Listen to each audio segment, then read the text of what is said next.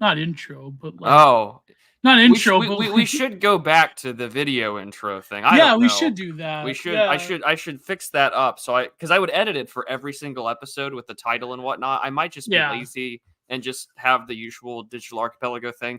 Although I I do like this casual, yeah. shoot the Intro. shit type of intro. Well, I have to get an Gibson Givens behind because she said she's like I'm gonna do I don't like that song that you guys used and I can make a better one. And I Oh, go we're gonna okay, get but longhoused on our own music choices. yeah, I know. Oh But no. anyways, uh, I did a joke about Gibson Given being having no behind, but anyways, um, this is the digital. Oh, we're finally live. This is the Digital Archipelago, episode 61. And we have quite a show for you guys today. I don't know if we're going to start off with news because, well, I don't know. If we usually start talking about stuff, then it'll be like two-parter. But I think Nathan Barley probably does, deserve two-part episode. But yeah, nice to be back. And it feels like more than 2 week than another week. The news Yeah. cycle makes every episode feel like it's 1,000 years old by the time that you get there, despite the fact only 7 days have passed. Like, Yeah. we planned we're gonna do Nathan Barley this week, and then everything on the news has sort of happened, whether it was what happened with Canada's Parliament or the Hmm. ongoing issues with Ofcom and the online harms bill. Then you had the Republican debate that no one really remembered or forgot about.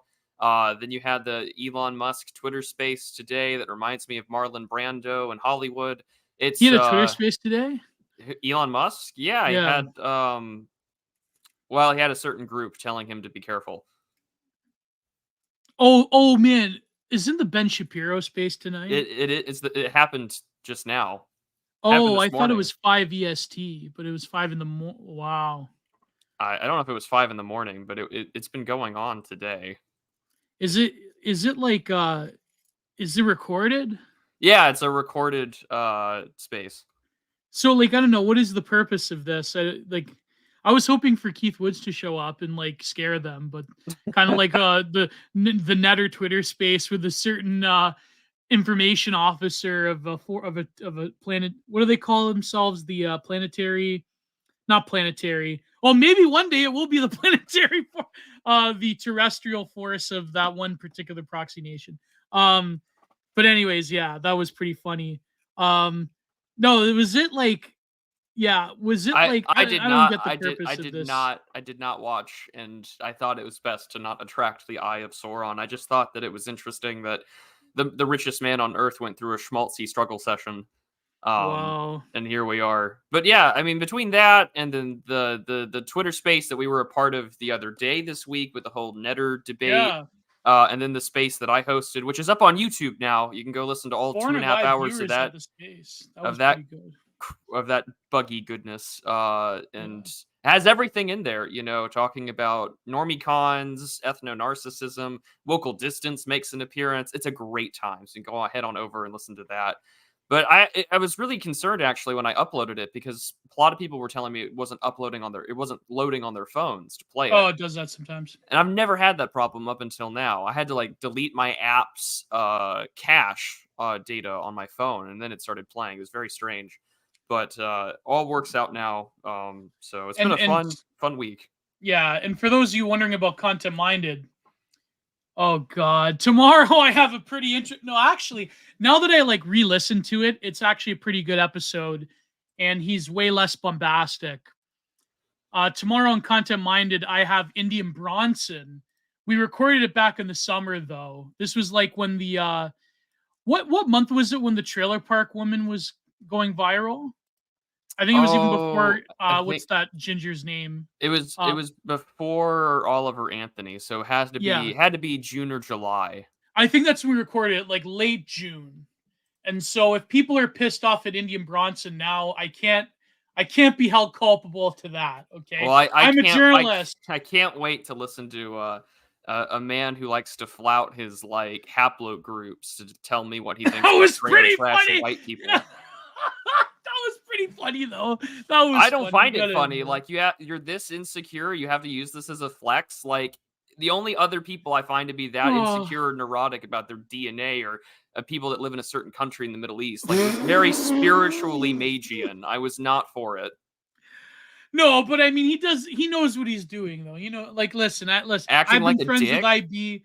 I've been friends with Indian Bronson for a while, and I know the way he is. Okay, like, I think I can control him. And the interview was, I think you'd like the interview because we talk about Well, Silicon I Valley. doubt I'll unblock him, but I'll listen. I don't.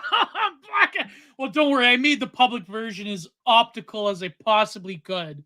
But we do talk about the dating discourse stuff and the paywalled version, so everything will be cool. And he's way less bombastic at this one. But yeah, so it's a good content. And just frankly, I'm tired of being like, who am I going to offend? Because there's like these leftoids that Everybody. talked about him. Yeah, yeah, like these leftoids that went after him, and like of course he pissed off the right wing, the anime youngin, and hopefully I have to pay protection money to certain friends of ours to make sure that I don't get griped. So no, but like like I say, I'm I'm a podcaster. I'm not a journalist, but I hate that label. But you know what I mean. I'm like Alex Kashuda, friend to all to friend. How So you're can gonna you have say that? so you're gonna have Nathan Confus on next, right? Who's Nathan Confus? The guy that Kashuda had on who is like defending his thesis against like culture critique and stuff. Oh, maybe. I don't know. No, probably not. Maybe. I don't know. I'd be open to it. I mean, like Friend to who all. who's that one like obnoxious, like he's irony left adjacent. And I think like that's the reason that Park McDougal got suspended because he was like, oh, who's that guy? Um I do not follow a lot of irony Kewen leftists. something? Yeah, like Noah Kerwin, something like that. No opinion. No, not no opinion. I It was was about to another say, like, Noah. he's not an irony leftist. He's just mentally ill. He's like he's the only true neoliberal in the world left. No opinion. What do you mean it's not a virtue, Tim Miller? I mean, whom like listen, okay, I have to watch myself, I can't piss when you're in a spot where you interview a lot of people, you gotta sort of I don't know, you gotta stay neutral sometimes. I just try to avoid drama. Listen, I'm a mediator, I'm an INFP. Like I feel everything literally. So that's why. I mean, like I get what you're saying, Tim Miller. I respect your opinion, but it is true. It is true. And yes, hail Smeed, hail Earth Rabbit. I don't think Smeed would. You think Smeed would come on Content Minded? I think it Maybe. would be awesome if you could interview Smeed. Well, I won't. I'd watch the shit out of that. Yeah, like I mean, I won't say who it is, but I had me and another podcaster wanted to interview Smeed, but this other podcaster went and ruined that. So listen, I'm not gonna say who, but I'm saying like, I'm open to it. I don't know if like I don't know. I'm open to it. I think that would be great content. I don't know if Smeed could like censor himself for a YouTube type of show. But yeah, it's 10 minutes Geo's coping art. Yeah, that's true. But no, I definitely, yeah, if Smeed wants to get interviewed, that would be, look at this Jay Burton, INTJ master, right? Oh my god. What are you, Prude? What are you, by the I way, don't think I've before you ever move on? taken that test. Well, I'm a pure INFP. I I'm don't a even know what pure that means. mediator. So, oh well, yeah. I mean, listen, Myers Briggs is sort of like This just sounds like horoscopes for autistic people. a little bit, a little bit. And that I'm not Um, missing much. oh boy, but yeah, what do you think, Prude? I mean, like it's hard to keep up, man. Like certain people, like this is a problem. Like you can't please everybody. So I can't. I This try. is why the digital archipelago needs to happen like twice a week at this rate. Like, geez Yeah, Louise. true. So much. And I think I've said this before, I think on this show, and I've written it down in more than one place, but it's just like, it goes back to the perception of time. Like, I mean, last week was 7 days ago and we did the show live, and it's just, in that short amount of time, Then we have a 3-hour show on average. Like, it's hard to cram everything into 3 hours, and like Twitter's a Oh great way yeah. to keep a record of what's happened. But even then, I was in a chat, in my own little chat on Telegram, and someone was just like, "When was that Oliver Anthony thing? It feels like months ago." And I'm like, "That's because it was months ago." He's Yeah. like, "Well, actually, and he did the math. He's like, "Well, it's like 32 days, just a little more than a month." And it's just like, Yeah. it doesn't matter on the grand scale of 24/7 schizophrenic communication. It does not matter. And so, Yeah, um, true. yeah, go back to Predage. But so no, like my reference is this, like 2017 on a time scale, like what is it, like 6 years now? It's been maybe Gamergate 20. would have only been a month nowadays Yeah, if it happened again. Gamergate 10 years ago, or almost 10 years ago. But like that's to us, that's like going back 2,000 years, because that's sort of like the year Yeah. zero for a lot of people on the internet. And so like even Sargon's like 2017, what happened at VidCon thing, where he's got like the Ben Garrison comic of him being called the garbage human by Anita Sarkeesian. I'm like, that happened 600 years ago. I don't care what anybody says. I don't care if it was 7 years ago. That Yeah. actually happened 600 years ago. Like, it doesn't, that's the way it is. And so it's strange on like a micro scale to do this show once a week or every other week, right? On your channel, my channel, etc. And it's Yeah. just like, what do we cover? Where do you want to go? Like, we want to talk about this TV show, which I think is actually sort of a really great segue into this, Yeah. because it's a perfect time capsule of like this alt tech culture where podcasting or being an internet celebrity was just beginning to be a thing. And like, Nobody knew that could exist. yeah, Yeah. and the show, I think, kind of captures that, because that's sort of like gonzo personality of this alternative lifestyle. If you live in like New York City, you can have that right now. If Oh you yeah. live in Chicago, you can probably meet Thomas 777 on Shout occasion, out to depending. Catherine D. You can run into her as well, right? Like, you can run into these obscure online personalities that live their ordinary lives. Like, I've been recognized in a fucking Buc-ee's, right? Like, Oh, people will especially New eventually. York, you can. Yeah, Yeah. in New York especially. That's one of the biggest cities on earth, or at least in the West. And so it's possible. And I think that Nathan Barley is this weird little time capsule of, flip phones with camera and video. Like, there's a song, and it was like either a commercial or like some hip hop thing, but it was like, I caught it on my video phone. Like, no one says that anymore, right? Like, oh, it's a phone with a camera. What a unique little twist of technology. Now it's just ubiquitous. Yeah. And there are iPhones with like 4 cameras now or something. So it's cool to go back in time and see this beautiful little time capsule of just like eccentric, overly online personalities that are obsessed with cults, or like not cults, but are obsessed with, how can I make myself be more, I guess, eccentric or weird. This show is a Yeah. historical anthology of right-wing Twitter in the decline of the West. Yeah, we are, Tim Miller. Tim, I feel like, well, actually, I feel like Murdoch's a perfect time capsule of that for like the dissident / alt-right. But I really have to binge Murdoch. I only watched a few episodes, man. you I'm really do, embarrassed. because it is it illustrates how different things were back then. But secondly, it's also like a really neat time capsule to see how, say, like the more dissident or alternative spheres of the right, we're looking at people like Sargon and etc. Like, the things that we take for granted now as talking In the points. Court of the Optics King, that was Yeah, in the Court of the that one's so fucking funny. The Fall of Kekistan's even better. But there's a whole retrospective on that show on Colossington's channel. I highly recommend that you watch it.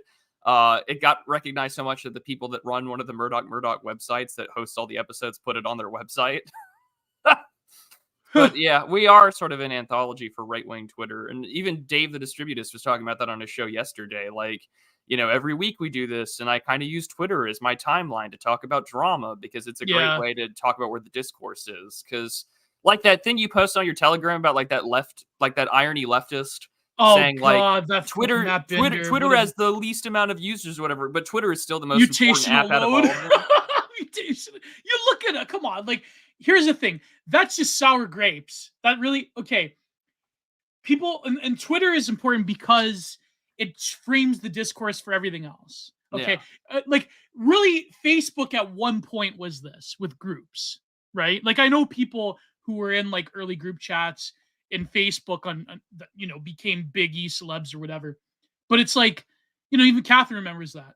But it's like nowadays, like even 4chan doesn't have that steam anymore.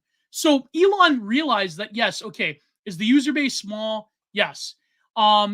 Is there jankiness? Yes, like the early internet kind of, right? When we grew up as kids, we did not expect websites to work all the time. People forget that, right? Um, but like to say that like they offer a better functionality. Have you looked at YouTube or Facebook? Sorry, Meta. Sorry, prefer pronouns. I Have think you they're looked at changing Meta's back the customer name. service? Right? Like, sorry. Oh, sorry. Go ahead, Brie. I cut you No, off. I just got so pissed no, no, off no, with you're that. fine. I was going on a Yeah. ramble. All I was gonna just chime in and say is I think that they're changing Meta's name because like the metaverse was a flop, so no one wants to be associated with like a failed product. I think Yeah. they're. You All I know was who gonna did say is Meta that they're better? who did. Lindy Labs, Second Life. That's Yeah, Meta. It's like 2003. Like it's like people got Zuckerberg. Get married over on it. Second Life. Yeah, people got married in and outside of Second Life. From Yeah, Second Life. Yeah, no, it's like you know what? I remember the very first episode of this show. Um, I remember I talked about that woman, and I still remember because she didn't look like a dysgenic goblin. She didn't look like Matt Binder. Uh, she didn't look like a freak. I look like a freak, but you know, whatever. So there, the very first episode, I remember there was this normal looking, like normie, kind of like a little bit beat up, kind of a little bit, like women who are kind of neurodivergent that they didn't get in like the usual women socialization, makeup, all that stuff, right? But yeah. she looked all right, and I remember she was in these jeans. She had this video, and I remember it was one of these OG cringe compilations where she was talking about how this man she met on Second Life cheated on her with another avatar of another woman, and how that was devastating because like they had like a 5 year, 6, 7 year relationship on Second Life. I remember I talked about that and how like all these like back when cringe compilations nowadays cringe compilations couldn't exist because of the way that Zoomer certain sectors of Zoomers are like. So the If you did MD a cringe kids. compilation today, there would be like a massive public health warning or scare. Like these cringe compilations, they're killing kids. Yeah, Like yeah, exactly. that would Yeah. happen. Like no one's. I hate to Would. sound like a boomer or like like the 30-year-old boomer meme, but it's just like, man, I got called some of the worst shit over like Xbox Live servers and playing fucking RuneScape, and you kids can't handle like a That basic insult. That was like that one video where it was like really low grainy, really bad audio quality of the Halo song from Breaking Benjamin, Yeah. Blow Me Away, where it's like two Peter Griffins on on the buggy, on the Halo buggy, and the one comment was like this summarized the whole era in like in one video clip. But so I remember talking about this woman, and I said like people were dunking on her because back in the day, back in the 2000s, there was the cringe compilations, and you know what's funny is that I saw this because a pretty prolific cringe compilator, his name is Mr. Amazing. He deleted everything. I remember me and my best friend used to watch him, but he deleted everything to become like a bread tube adjacent video essayist about how like home resonance is the best, millennial nostalgia, and how Exekestatation is like a genius. And then he like would have videos about like being like an unironic like neoliberal kind of like Destiny. So I remember watching this and I said, people are dunking on her, but in reality, like that is a real thing, even if it's mediated by an online presence. At the end of the day, this poor woman is still feeling the emotions of being cheated on, even in a virtual space. Yeah. And there are people that were writing about this in the early 90s, like what would happen if you had virtual interfaces with people interacting all the time, the way that the internet provides online instant communication. But of course, technology is caught up to that. So yeah. I just think it's absolutely it is bizarre to think that like this is the world that you live in. Like I mean, like for us, we kind of take it for granted because like we've kind of seen it just turn into like the wasteland that it's soon to just forever be. Where we're gonna get the internet version of Hollow and fed, peace filled with straw. Yeah. Well, I was just that and just like Demolition Man. Like Oh yeah. we're going through on Twitter today. Like, oh, you've got the algo deboosting if you even like say the correct ethnic origin of a person or whatever. Like, you can't even say the word diarrhea without getting in trouble. You can't. No, that was on the list of words, and they're like, well, I'm just afraid that all of my like crime. Can you look like, up the list of words, Prude? yeah, I'll find the tweet. Send it to me. Yeah. Yeah, yeah. because it was just a wild ride of things that were put out there. Did I bookmark it? No, it's in my like section. But yeah, it was just like really strange to see. This is why I never swore on the timeline, kiddies, or I use like OPSEC leet speak. Okay, that's how I managed to survive for so long. Pre-Elon. Leet Never speak swear. is back, kiddies. Leet speak is back. Oops. No, but I think that, yeah. So my rant on Telegram. By the way, please subscribe to my Telegram. I want more subscribers there. Telegram.com/GenerProductions. And of course, Fentanyl Blow Dart does this, right? Or is it? I don't know. No, this is not Fentanyl Blow Dart. Oh, it just said fentanyl. So you can't say foreign, forget. Can't say white, can't say black. Robbery, violent. Oh, you can't say violent, sexual. George Floyd. Yeah, I mean, this is all stuff. I mean, especially if you say like kill or murder or things of that nature that denote any sort of violence, do not say that on Twitter, because then I've known people who've gotten algorithm banned and suspended who have come back after appeal because of that. But yeah, go to my Telegram and I have a little rant there. I have a bunch of rants. I have a rant about the Parliament incident with Trudeau. Of course, Trudeau apologized. He's not going to do anything. What a fun! And this was done during Yom Kippur. What just God has a sense of humor. There's a video by that anti-American guy. What's his name? FDS or what is his name? I have no idea. GF. He did the one about the Iraq War. He had this one about like how the Yom Kippur War should have probably never happened. Like it didn't need to happen. But of course, like that's, maybe we shouldn't say that on YouTube, but like, put it this way, there's an ambiguity whether or not the Egyptians and all the other, and Jordanians and all that, they were going to like actually invade, like, so there was always questions, even in the 80s, like, even people in Reagan's administration. I think even Pat Buchanan wrote an article about the Yom Kippur War, if I recall. He's done quite a few, actually. I think he's also of the opinion that it probably shouldn't have happened, but I don't know. I'd have to say, I'd have to see. Like there's a lot of like the archive of Pat Buchanan is a treasure trove of insight. But anyway, so do you want to talk about the election, the debate, mass debating, or no? Well, I mean, Pat covered it with Nightmare Vision. The debate, I feel like, just to reiterate the simple point, it's a bunch of people on a stage all trying to act as Trump-like as possible without being Trump, while also and hoping shitting on and praying that Trump goes to jail. Yeah, they all, like, this is all their hopes, is that they want him to be in jail. Like, that's your only way of winning this I guess nomination, and to finagle it at the convention. Like, I mean, anyway, any one of these could be the Republican nominee, because the convention can still screw over Trump. Like, there are rules in place for that to happen. Let's not kid ourselves. But it was shrill, and we got Nimarata and Vivek, front center stage, chewing each other out. Every time I listen to you, you just make me sound a little more dumber. Well, Nimarata, you sound like a shrill bitch, but here we are. Like, no one cares. I'm sorry. Why did Nimarata keep arguing with Tim Scott? Is it because because they're both from the same state? Oh, I thought because she was having some kind of like psycho. What do they call that? Like a transference of anger because her daughter married a black man. Husband. Yeah. She's doing some psychodrama on stage. She said the N-word in her head. Oh, 100%.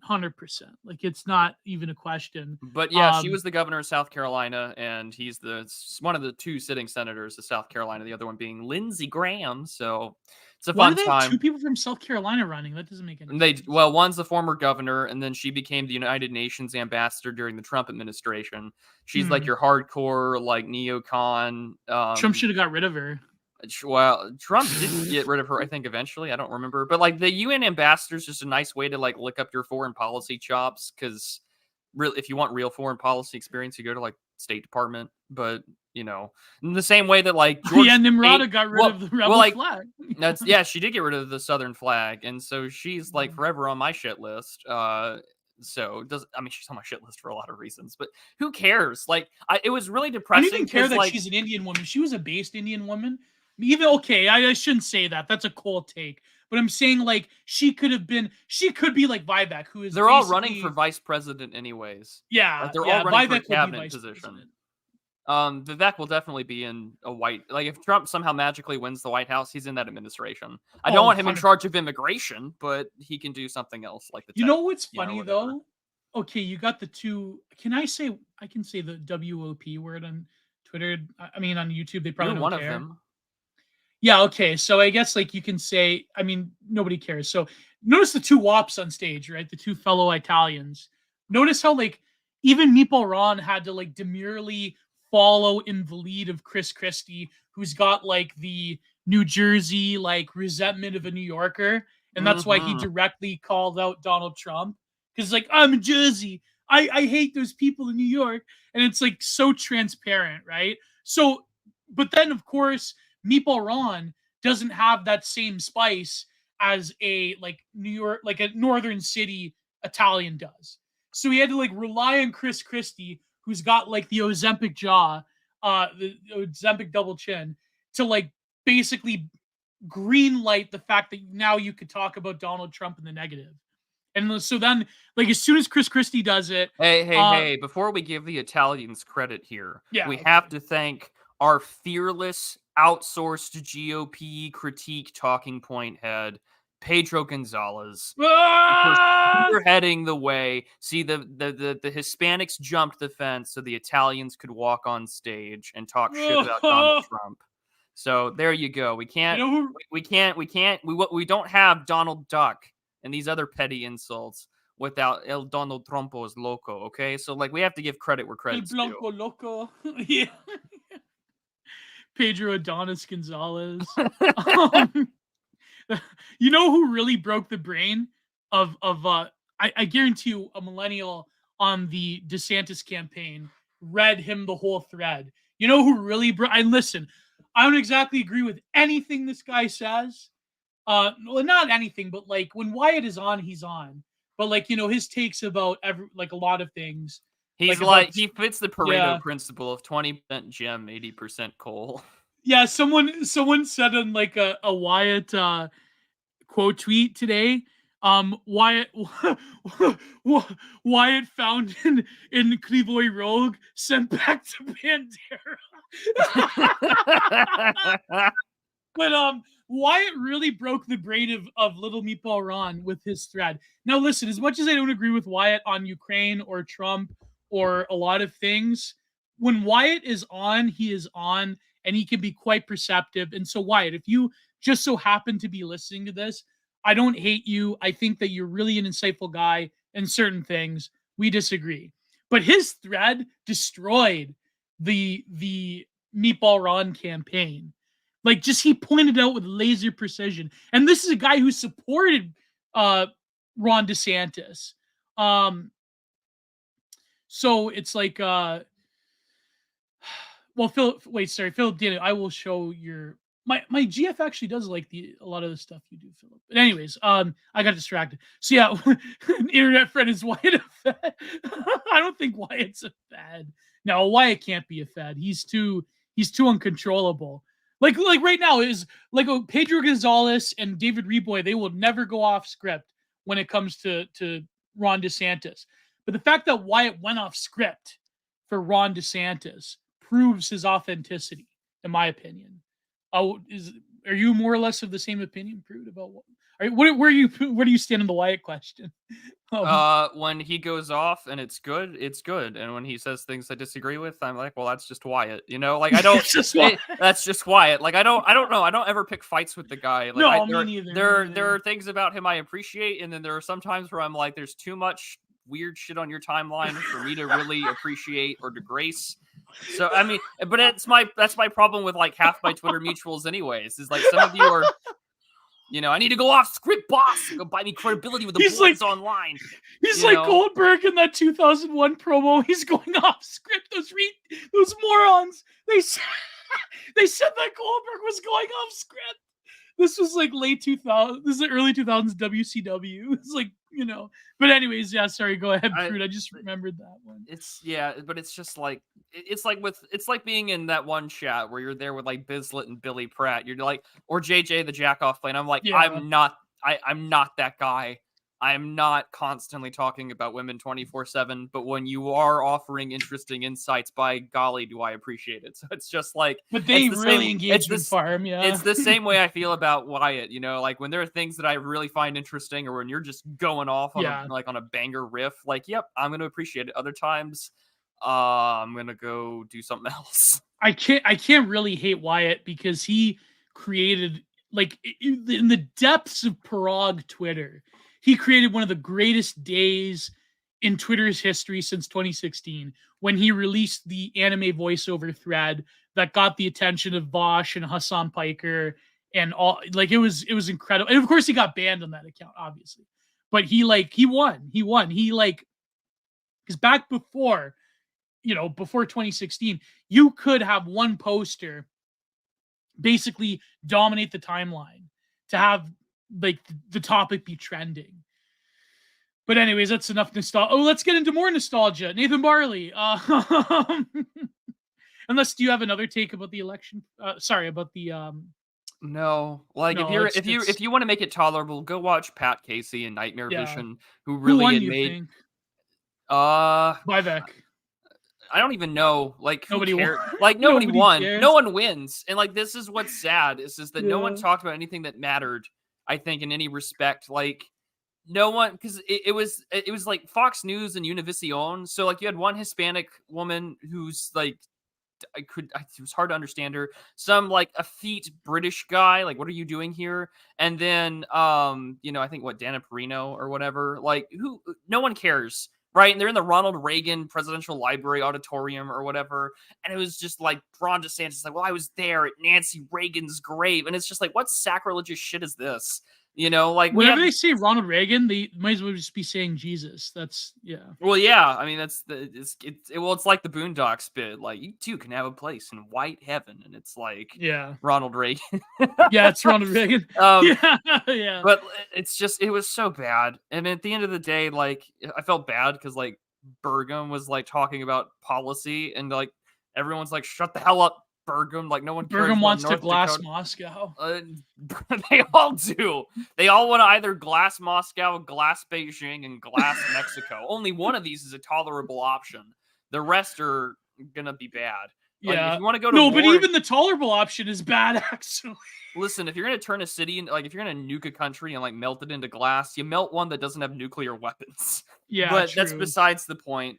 They're going to turn Mexico City into Grozny circa 2001. They're gonna turn Mexico City, and they're gonna put up a fucking McDonald's on it, like on the top of the remains of Tenochtitlan. Rather than sacrificing hearts by cutting them open, they will be sacrificing hearts to the ancient Aztec gods by simply hardening your arteries with slop. That's what'll happen. Odds are that's actually not what's going to happen. The cartels are going to kill a bunch of people like day one of that conflict, but so be it.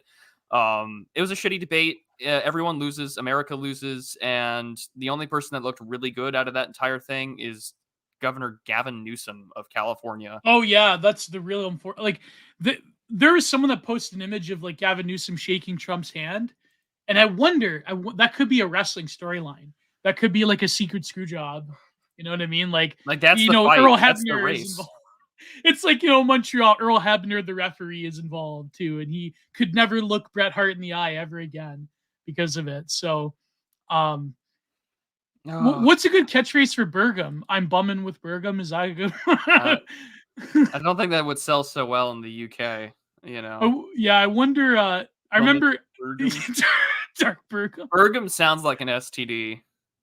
It sounds like Burzum. You got Burgum, buddy. Like, oh shit, I got Burgum Burgers. It sounds like a GTA franchise. Burgum kind of Burgers. does, but it does sound like a sickness or an illness. Like, I got Burgum, man. You're like, oh shit, dude, I'm sorry.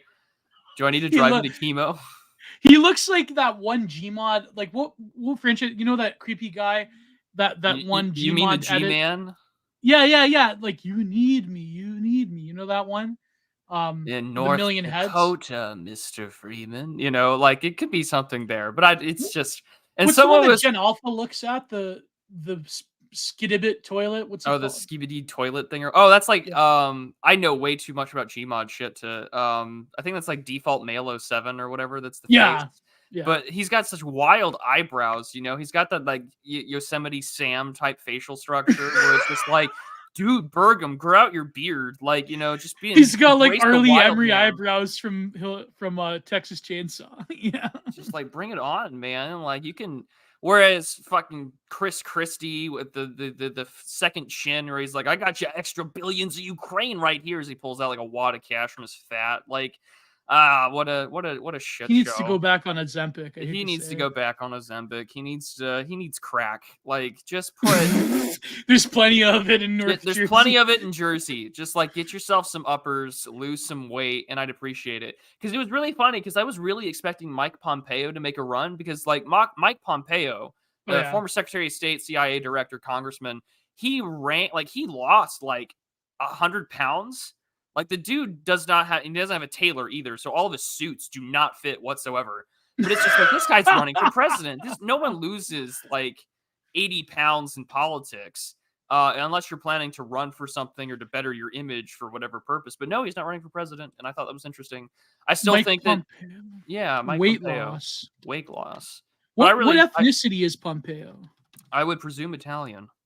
Oh, that's Pompeo, I guess, is a wow. His suits do not fit him. Yeah, oh he lost a God. shitload of weight. And so I don't know, and it's so hard to care. It's so hard to care. I don't like it, at this point. It's Kamala, Pritzker, Biden's corpse, and Gavin Newsom that I feel like are all the candidates for the. Has anyone heard from Kennedy lately? What's Kennedy? I think up he's to? done. I think They he's killed over. him. Yeah, maybe. Yeah, they chopped. Did they let Saran out of prison to finish the Kennedy bloodline one more time? It's sort of like The Alchemist, you know, that H.P. Lovecraft short story. It's like every Kennedy's visited by the Alchemist. rather than Hat Man, it's just some obscure Indian that's gonna like kill you outside of a kitchen. Like, I'd be careful. I'd be careful. Did you catch my little quip where I said they Chappaquiddicked him? Yeah. No Zoomer's gonna know that reference. Half millennials don't even know that reference. Didn't they make a movie about Chappaquiddick with like Matthew Perry? And it was and Matthew Perry was perfectly casted because he's like a former cokehead that barely remembers his time in the 90s, and he's still trying to like stay sober. So like he played the perfect drunk man. It was great. Yeah. Look up Chappaquiddick, kids. Look it up. Oh, which Kennedy was that? He's dead now, right? Yeah, pretty sure that was. Well, yeah, it was Ted Kennedy. Ted Kennedy, yeah. He just stayed a senator. If it weren't for Chappaquiddick, yeah, he'd probably be president. You know what's funny is that I remember, like, I forgot his name, but that Grayson guy, and I remember like Future Moldovan brought him up on Nightmare Vision. Sorry, on Night Owls, and you know that I remember watching Rick Sanchez back in like 2008. I don't know why I would come home from school, watch Rick Sanchez, because he was like mildly entertaining. Because I was waiting for like the Drew Carey show, and so like I remember watching this, and they would bring on this guy who was sort of like the proto irony leftist. Like he would swear, you get angry, and like then I remember like the Chapo guys would like worship this guy because they grew up on him. Is it his name Grayson or something? He would like was he from New Mexico or somewhere like that? And he would like yell and scream, and he was sort of like trying to be like badass, but like on the left, and like he was on TYT, and like I remember they were like thinking, oh, this guy, he can like really defeat the Chud Republicans because he's kind of like a Chud himself, and he didn't go anywhere though. Alan Grayson. I think it was out. Let me look him up. Alan Gray. I would remember the face. Alan Grayson. Was that it, or is that? Yeah, this guy. Yeah, Alan Grayson. Do you want to show his face so the audience knows what we're talking about? Oh man, I can't. I have too many tabs. Maybe I can open up another window. Yeah, this guy, like he would like yell and scream, and like all these like irony leftists would. No, it could have been Alan Grayson, but I wonder if it may have been someone else. I think it was Alan Grayson though. Yeah, it was Alan Grayson, where he would like get all angry. He was sort of like the proto-Trump in a way. And like all the irony leftists, they grew up on this guy. They watched this guy like getting interviewed by Rick Sanchez. And yeah, I remember like that was like the model. Any Matt Kreisman? No, there is no Matt Kreisman updates. I wonder. There's been a lot of funny gripers going around. Still as vegetative as Greg Abbott's legs. We'll update you if there's any news. Oh, Greg Abbott's legs. Oh man, who is Greg Abbott? Is Abbott still the governor? The governor of unfortunately. Yeah, he was that guy really in 2022. Who is the guy with the cowboy? I mean, they all have the cowboy hat, but like, who is the guy with before him? Oh my God, I should know his name. That's so bad of me. Former Texas. Why am I looking this? I feel Rick Perry. God bless. I should know that. Oh my God. No, but there is this. Maybe he wasn't the governor. He was the senator from Texas. The guy with the cowboy hat. That's not being very specific because it is Texas. But yeah, but Rick Perry. Remember, like they went after him when he was like running for president. Twitter, Gio? Like, is this on Twitter as well? Yes, this is on Twitter. Oh, okay. Interesting. Good to know. Oh, why? Just because like I have my Twitter tab open and someone's like, what the hell? And it's Gio and someone had like the Twitter space or the recording thing or whatever this is being done on. Sorry. Hi, Peter Rex. I hope you're doing well. Do they throw it on the top now? Because I saw that, or I guess like only Elon like greenlights people to like, the Twitter space bar. Yeah. Is it like there? Or I don't know. I'm just gonna ask him while we do this, but no, go on. Because I know like the David Knight show, I remember seeing like the top bar, and there would be like that Father Frank Pavone, Catholic priest. They would like, I guess it only you have to like apply for it. But anyways, so yeah, remember Rick Perry? They would like go after him, but his his ads were pretty keynote. But anyways, before we go on, please like, share, subscribe to help the algorithm, and send those super chats. We promise we will get to Nathan Barley. We may have to do 2 parts, but the news, that's the way it is. But what was your opinion of Rick Perry back in the day? Because I know, like, I remember that. Other than Rick Perry absolutely just bungling it up on the debate stage. I mean, when he was in office, he did a pretty good job, I think, fighting the Obama administration on the legal fronts. Like during Obama's administration, I think Texas was one of the most litigious states against the Obama admin. So I guess that was I don't know. I lived in El Paso at the time, so like my idea of understanding how good is Rick Perry was impossible. I lived in fucking Mexico for all I cared. Like So by the way, the guy I was thinking of was John Cornyn. That's who I was thinking of. Cornyn? Or do you mean this like the Senator John Cornyn? Yeah, John Cornyn. Okay, sorry, not Cornyn. That's who I was thinking of. Yeah, Cornyn. Well, hopefully Cornyn one day retires or something. Like he needs to go. Yeah. Yeah, the Texas GOP ain't in good straits. I hate to say never has been. No. You'd figure because most at least at one point it was known as like a conservative state, But nowadays, John Cornwall. I think biscuits and coffee is a Texaner. But man, I'd like to visit Texas one day. I feel like I'd probably fit in.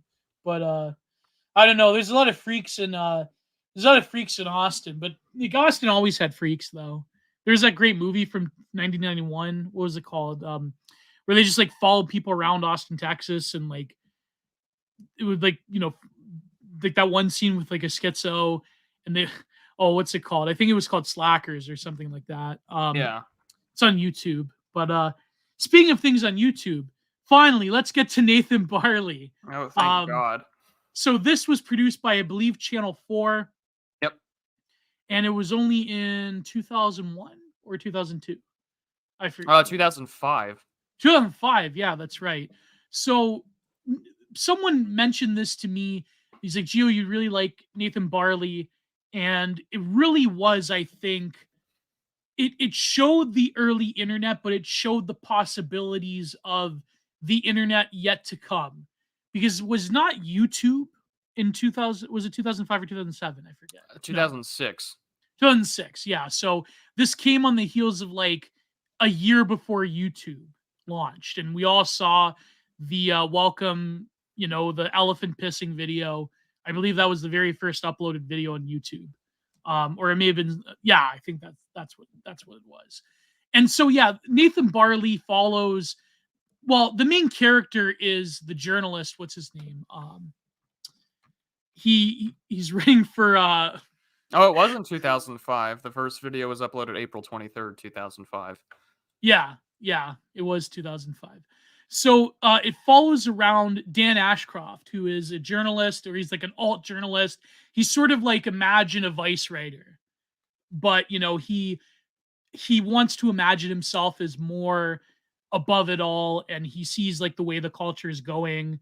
But what's interesting is that, and I was reading this review of Nathan Barley, is that Nathan Barley becomes the main character, Nicholas Burns' character, and he writes this piece called "The Rise of the Idiots." So imagine like early Wired magazine or early Vice magazine trying to depict youth culture on the internet, and remind me actually, because that is a chapter in Byung-Chul Han's Psychopolitics called Idiotism, which we'll get to.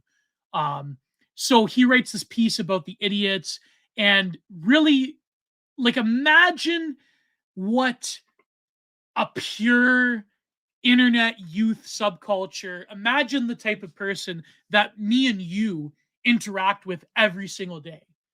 That is the idiot of the internet. And so Prude, how about you? You go ahead about like your first impressions of Nathan Barley and what you thought of it, and what the concept of the idiot is. You go ahead. The show reminded me a lot about our dynamic. Yeah.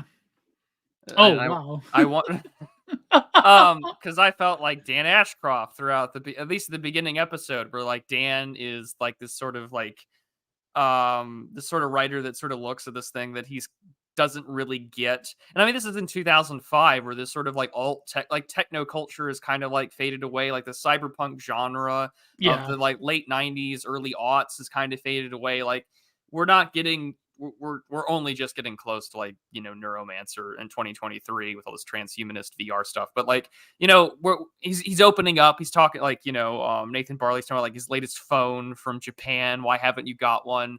In the same way that I know people that get their phones from Japan or from China and tech them out the way that they want to, and the way to get a better phone experience. This was back in the day. But he's got this like, and he's got the like nice sort of like translucent, like neon colored phone that doesn't look very ergonomic. Like it's just a really neat thing. But he's writing about these people he doesn't understand, and he's looking at them, and he's got that sort of like sense of alienation. And he's just like, what are these people? These guys look like idiots. And in a lot of ways, and I mean, like, as we see throughout the entire, like, 6 episodes of the series, these guys kind of are idiots. And I mean, totally. Like, Ashcroft's little essay there is like, he wants to write a high-minded, serious think piece. Like, he works at, like, a shitty rag.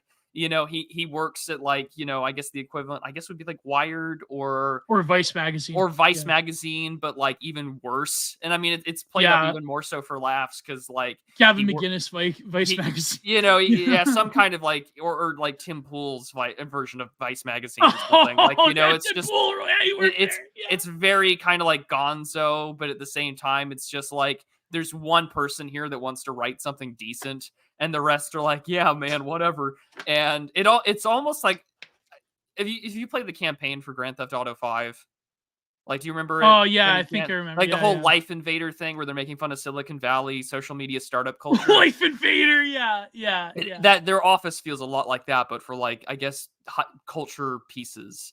And so he wants to write something serious, and and he wants to be his own guy. And he just gets sucked into this world of crazy people and antics that he doesn't understand, but kind of begins to appreciate it to some extent, although it drives him mad and eventually seriously injures him.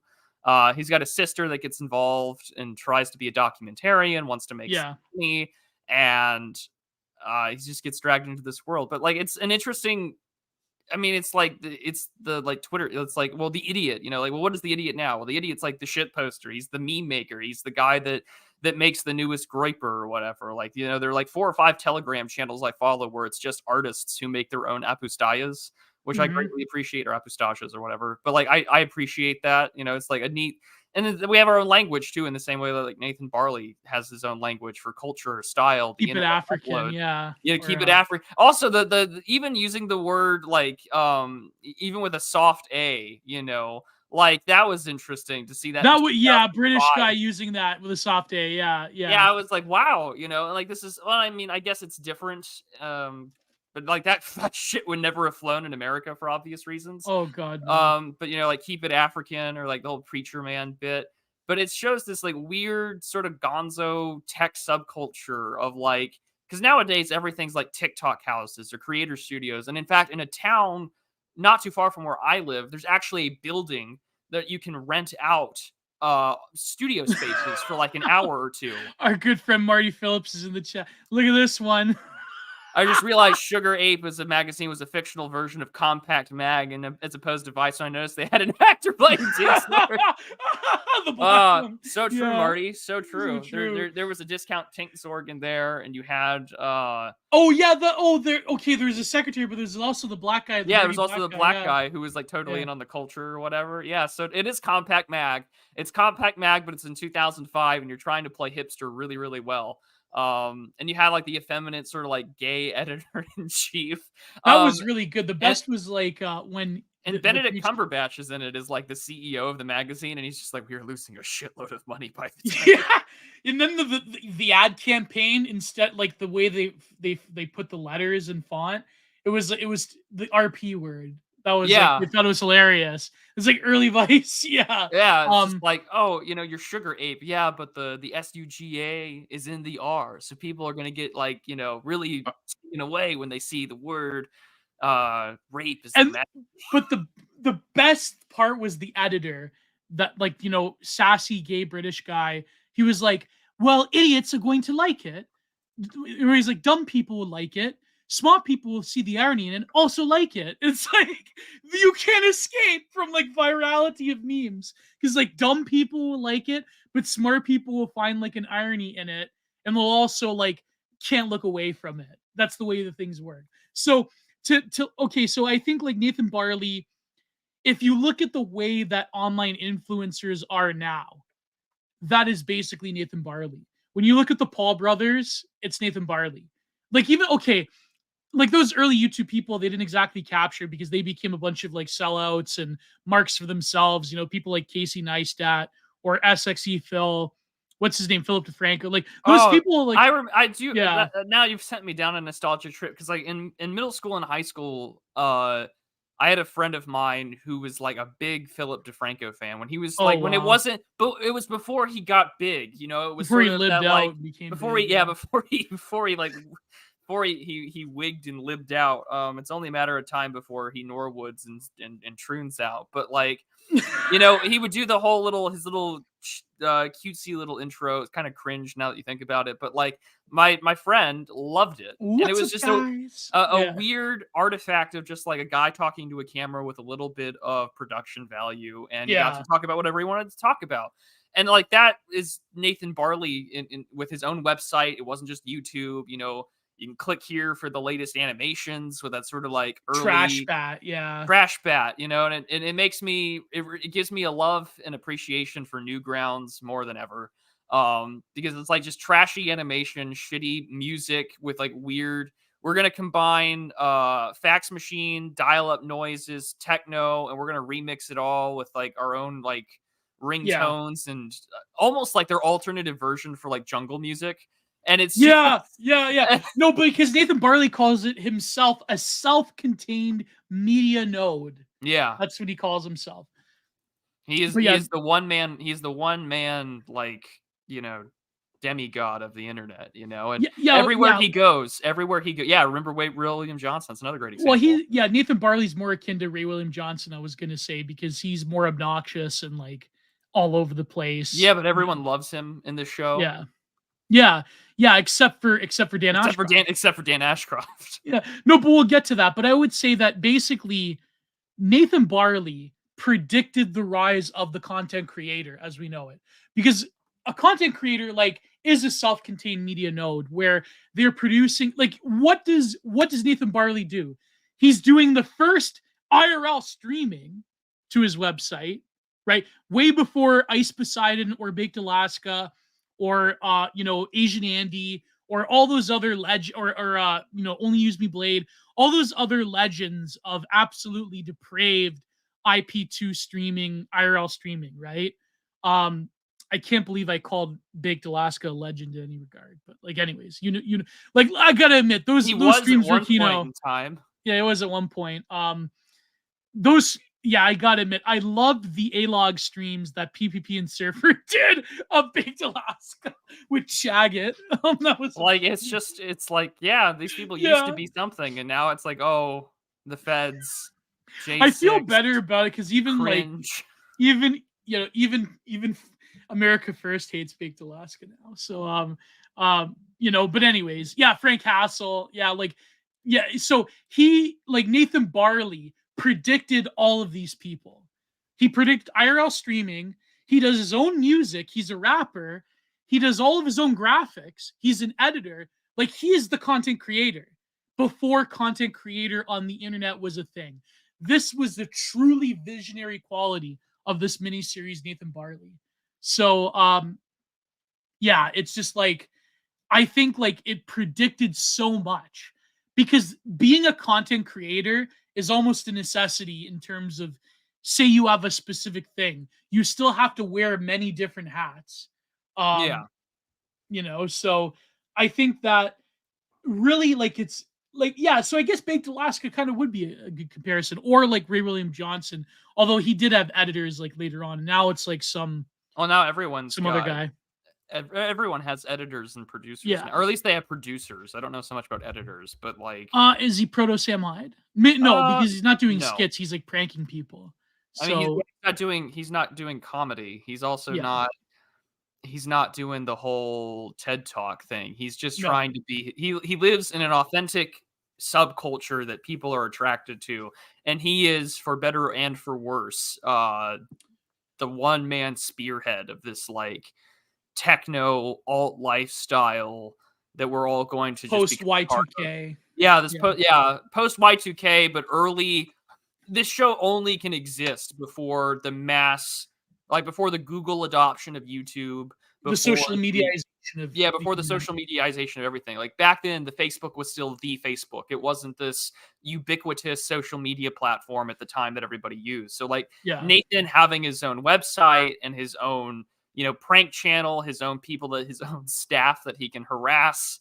The guy that he, like, posts pranks on all the time. I did like, as towards the end of the little 6-episode series, but, like, he's got his headphones on, he's playing a horror game, and it's called the Labor Party Conference 2005. And, like, Tony Blair is in one of the hotel rooms. He's like, I got you down. He's got, like, the, like, glowing red eyes.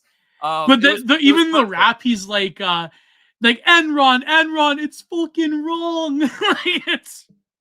Or the best part of the one episode, the end of the rap, where he's like, living in the UK, F you till you're gay. That was funny. Like, little details like that. Oh man, what a but but it's funny because this was a time in the internet. Like, what's interesting about Nathan Barley is that in 2005 it was like a crossover. Like, the mid 2000s was a crossover time because you had just enough of the aesthetic influence of the early 2000s and the late 90s. So, like, for example, and this is another trend that he predicted. Remember, he messed up his hair and he called it, like, Trash Panda or whatever, or he called it something, I forget. Geek Pie. Geek Pie.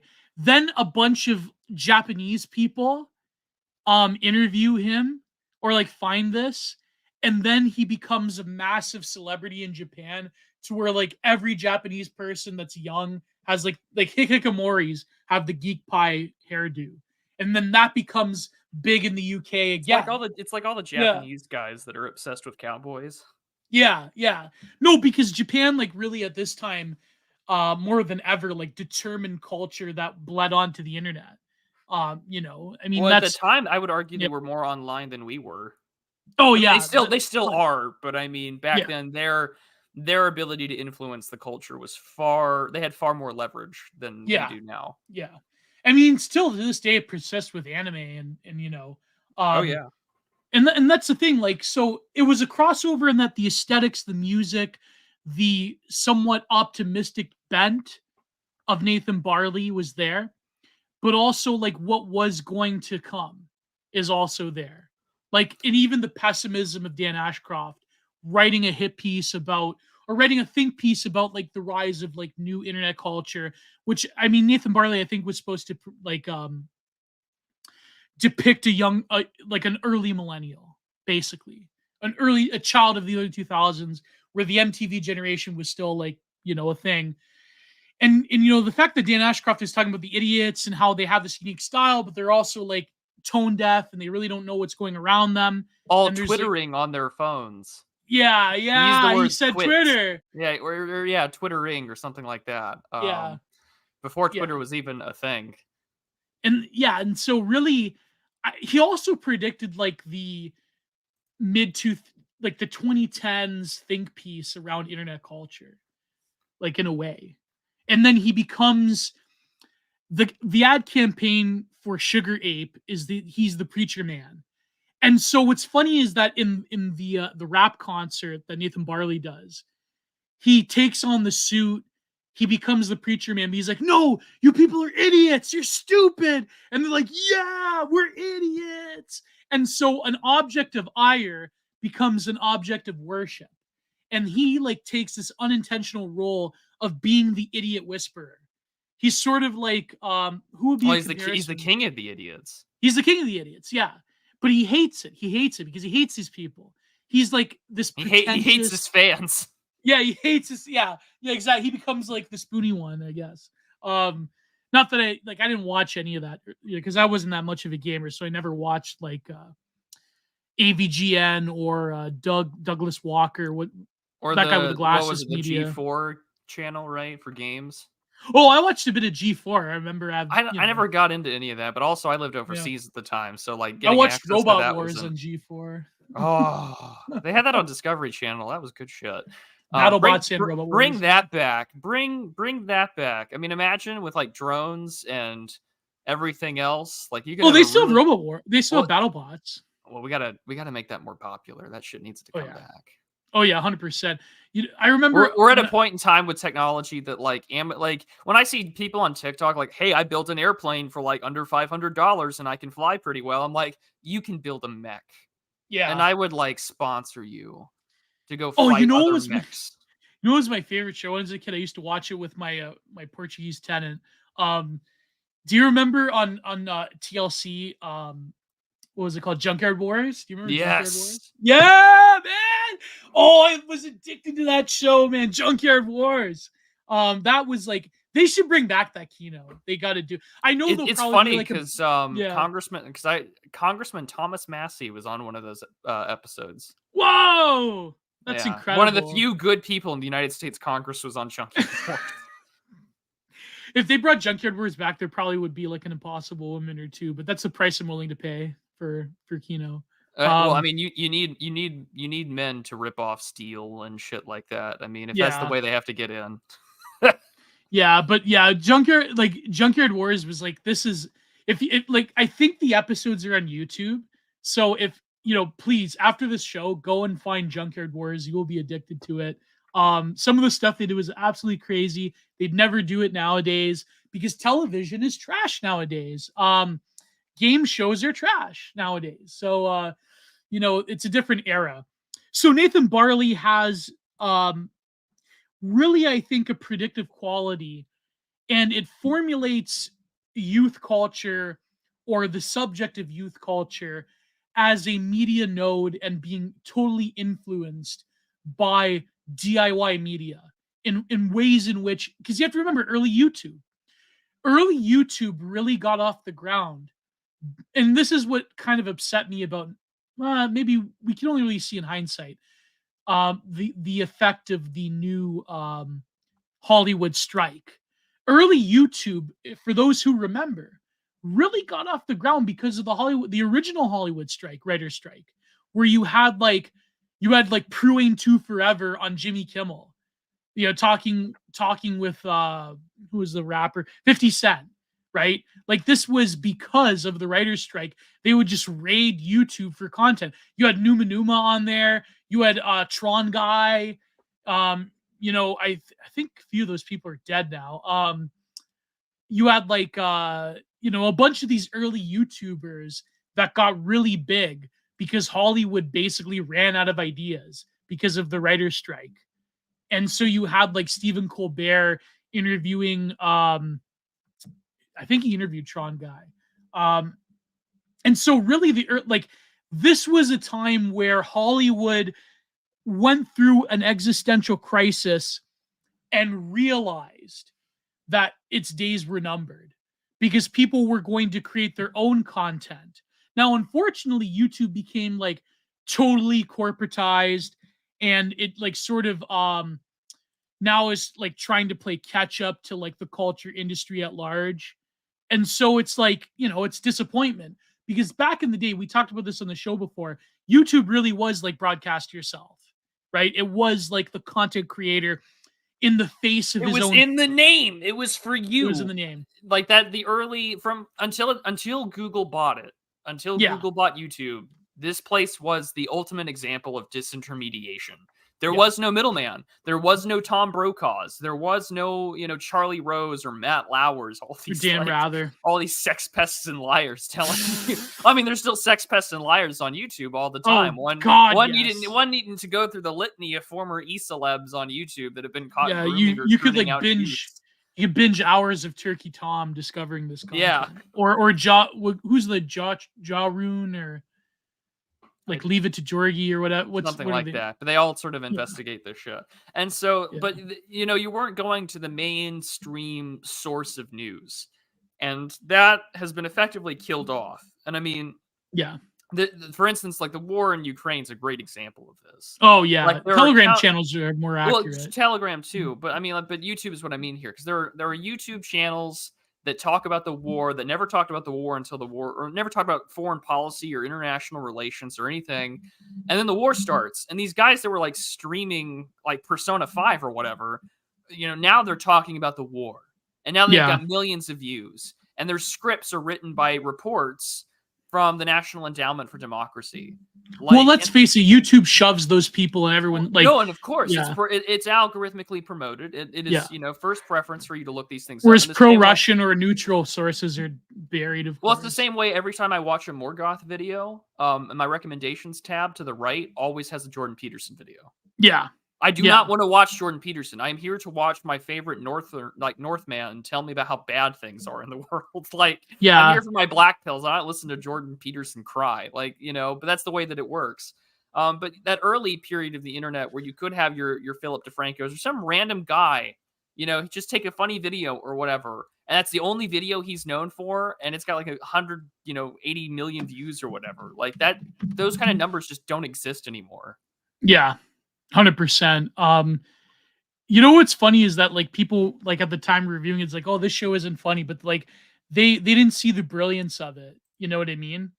Like they didn't see like there's this review someone wrote in 2013 about Nathan Barley, about like how in the end Nathan Barley is sort of like he's an idiot in the sense of what, in my opinion, like Byung-Chul Han talks. Let me like actually put up psychopolitics here.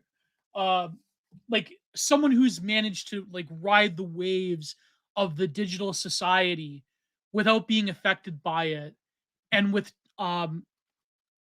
really like dropping all pretense that, for example, Dan Ashcroft has towards a form of normalcy that doesn't exist anymore. And that's like really the tension. So let me read you. So he's talking about Spinoza here. So he says the history of philosophy is a history of idiotism. Socrates knew only that he did not know. He is an idiot. Likewise, Descartes, who cast doubt on everything, is an idiot. Cogito ergo sum is idiotic. It takes an inner contradiction of thinking to make a new beginning possible. Today it seems the type of outsider, jumping ahead. Today it seems the type of outsider, the idiot, the fool, has all but vanished from society. Thoroughgoing digital networking and communication has massively amplified the compulsion to conform. The attendant violence of consensus is suppressing idiotisms. Both Strauss pinpoints the difference between contemporary conformism and bourgeois convention of old. For him, the idiot, it's as if everyone else were speaking in subtle attunement with each other. Brought down for the most agreeable levels, this is far more implicable convention than any convention known before in bourgeois times. The idiot is idiosyncratic. Literally, idiosyncrasy refers to a specific and particular mixture of the body's humors and the oversensitivity this entails. When communication is to be accelerated, idiosyncrasy poses an obstacle inasmuch as it amounts to an immunological defense against the other, against conformity. Idiosyncrasy stands in the way of unbounded communicative exchange. Accordingly, immunosuppression is necessary for acceleration to proceed. But now immune responses are subject to massive suppression, so the information will circulate faster and capital will accelerate. I would also say memes or social trends. Communication achieves maximum velocity when the same reaches to the same. In contrast, the resistance and recalcitrance of otherness, of foreignness, troubles and impedes the smooth communication of the same. In the inferno of the same, communication attains its highest speed. The idiot is a modern-day heretic. Etymologically, heresy means choice. Thus, the heretic is one who commands free choice, the courage to deviate from orthodoxy. As a heretic, the idiot represents a figure of resistance opposing the violence of consensus. The idiot preserves the magic of the outsider. Today, in light of increasingly coercive conformism, it is more urgent than ever to achieve heretical consciousness. And so he talks about intelligence being choosing between. So yeah, the idiot is a pure negativity, is a pure imminence to the void, which he quotes about Deleuze. The idiot is like Deleuze's homo tandem, one who no longer has a name, though he can be mistaken for no other. The sphere of immanence to which the idiot gains admittance is the matrix of subjectification and de-psychologization. It is negativity, wrestling the subject out of itself and liberating it into the immensity of an empty time. The idiot does not exist as a subject. He is more like a flower, an existence simply open to light. That is what Nathan Barley is. He is pure idiosyncrasy, but he goes with the flow enough to not care or be bothered by the social conventions around him, which I mean can be a positive or negative, honestly. But yeah, that basically sums up Nathan. Like, that's what Nathan Barley is. He is the modern idiot. He is one who travails in digital space, like unaware of the crumbling social conventions around him. But he also, he sort of trailblazes. He doesn't care about like even the trends that are online. Like, he creates his own content. He is the ultimate content-minded subject that is not a subject. He is a sojourn on the digital waves. So I hope that makes sense to people. Do you see yourself as Nathan? Hopefully, maybe. I mean, I don't know. I'm a bit too self-aware of like things around outside of me. But yeah, I like to think that enough of Nathan Barley is in me and in you to make it, maybe it could be, maybe. Yeah. Because Nathan is pure, like Nathan Barley's pure. Dan Ashcroft is like, in the end, like he's too bundled up inside of himself, and he's too like wedded to the pretense of what he's trying to do. When really he should just embrace his role as preacher man. He just wants to write. Yeah, you know who Dan Ashcroft reminds me of? Who? He reminds me of Curtis Yarvin in a way. No, because Curtis Yarvin, for better or for worse, has embraced his own quasi-preacher man attitude. Oh, yeah. The man hosts balls. He has found women to sleep with. He has found, I'm sure, all kinds of substances to appreciate. And at the end of the day, he gets to be his equivalent of the preacher man. He gets to be his dark elf prince, hey, it's dark elfman, like they could call him Danny Elfman if they really wanted to. And so that's what he is. Like, he's actually embraced You think it. I'm a fascist, but maybe I am. Maybe I'm a super fascist. Like that could be like his, Easy there, Evola. But yeah. super fascist.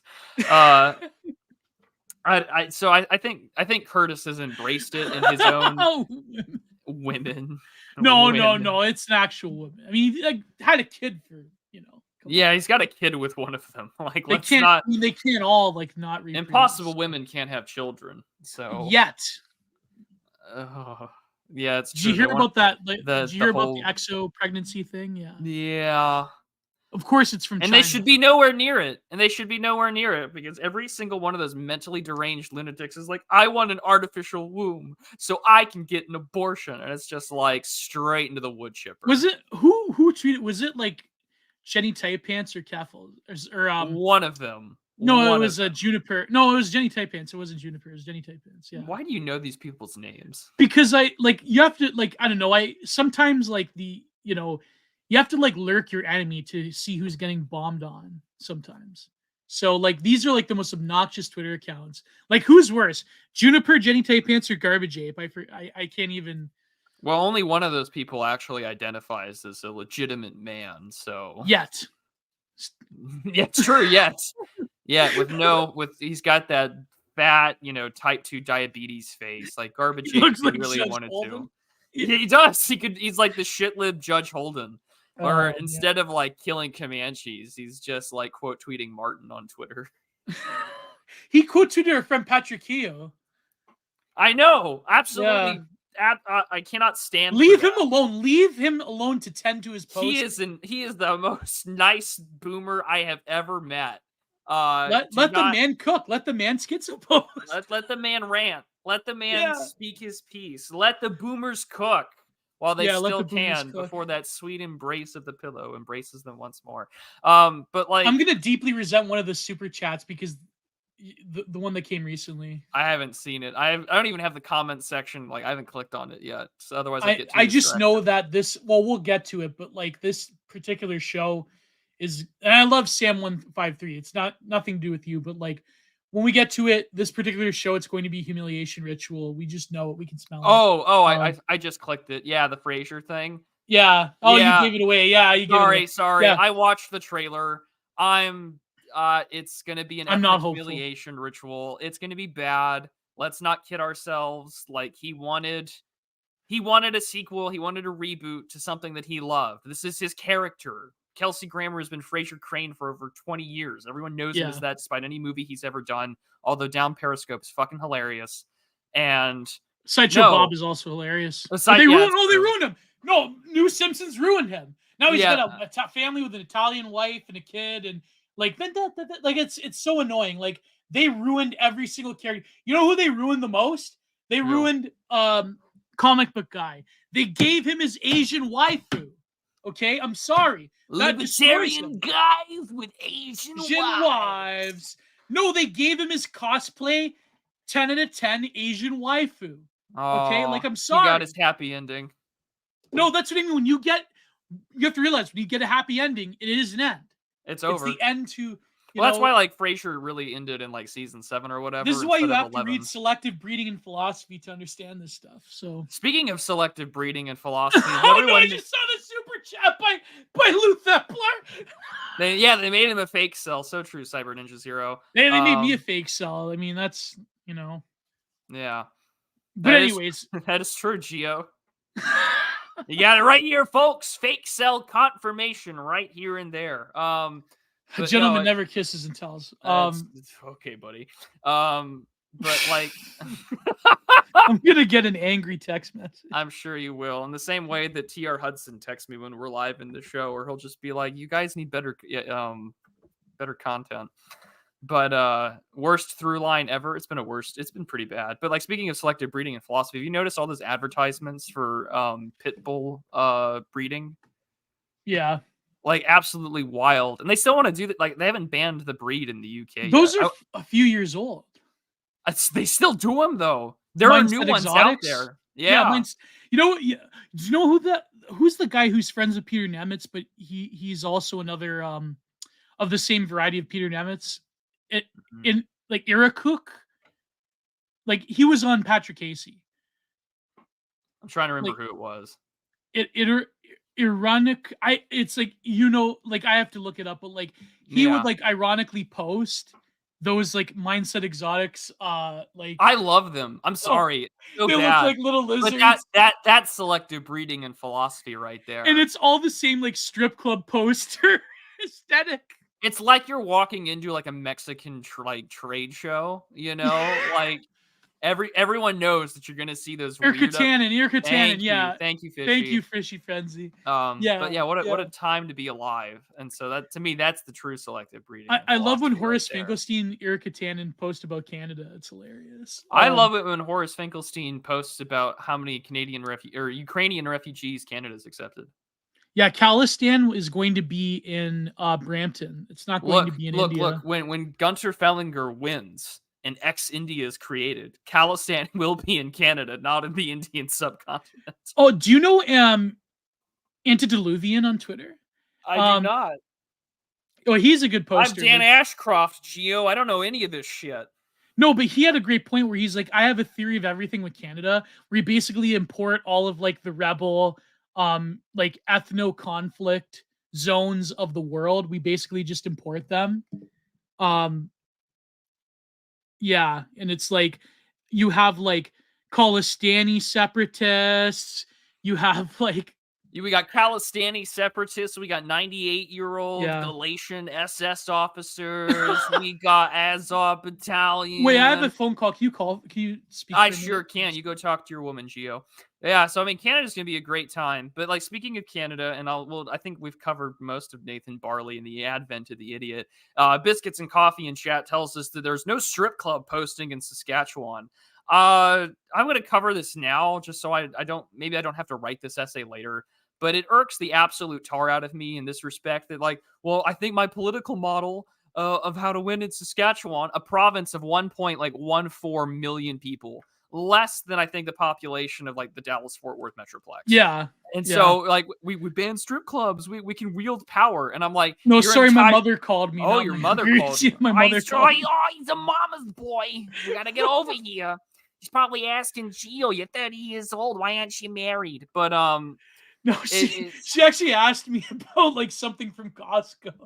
It's like, what brand do you want? I told you. That's enduring. That's enduring. But like the local distance. Obama Mujahideen, so true. It's amazing. But yeah, like Barack Obama, that was pour one out for local distance, right? But like, but Saskatchewan, yeah, Saskatchewan. Your country is the population. Right now, your population of Canada is the population size of Texas. But like, there's 40 million people in Texas. There's like 38 million people in Texas. How like okay is it? But it's all concentrated in the cities, right? Yeah, I'm gonna make sure I have that. Correct. How many people are in Dallas? Population of Texas. No, correction. 30 million people. So we were 30 million people. Population of California, real quick. 39. So you guys are the population size roughly of California. Oh my god. And so one state and then one country. By the way, recently, a few days ago, the Dallas Stars, they've been killing it lately. The pregame season, they 6-1 against the Minnesota I should Wild. really answer this guy's.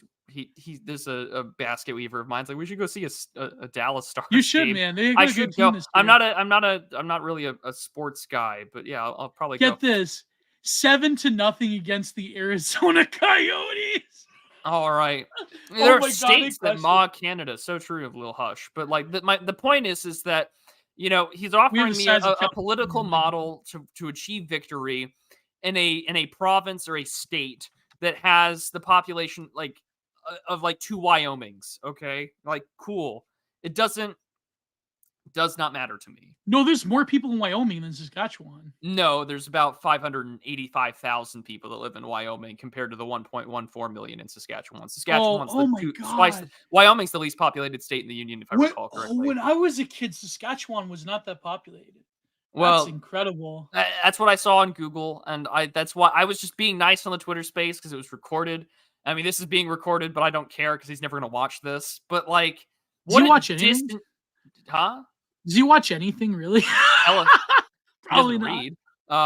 Like, It just irks the shit out of me. It's like, well, this model works, yeah, in a bumfuck middle of no. It's like the whole rural urbanite discourse all over again. Yeah. Oh, Like, that recently sparked up again. We ruralites know how to do this, and I'm like, it doesn't matter. It does not matter because that's not going to work in New York. It's not going to work in DC, and it's not going to work in Austin or San Francisco or Sacramento. Like, it's not going to work. You know when it could work in New York? When a bomb drops. That's when it's going to work. Post-apocalyptic civilization. Yeah, and like but in the post-apocalypse, like if it's going to be like Fallout or whatever, you're going to want the strip clubs and the gambling, so my luck build can work out.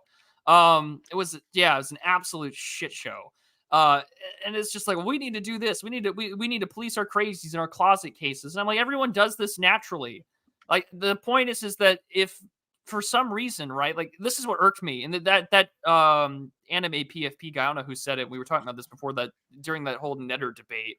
It was just like a bunch of like, publicly facing face lords are telling whether or not they should be allowed to associate with people like me or not. There was also Jarden Secret had that one tweet. Yeah, that's who I'm referring to. I just didn't remember the name off the top of my head. And so it's just rather frustrating in this respect that, like, no, I don't want to see, like, if someone to my right, or even someone that I think does good, like if Steve Saylor gets debanked, everyone should rush to Steve Saylor's defense. If, Millennial Woes gets debanked, I want to defend Millennial Woes. A lot of people did actually. Well, good. In the same way that, like, if Survive the Jive gets debanked or arrested in the United States, I would want people to defend him for his work.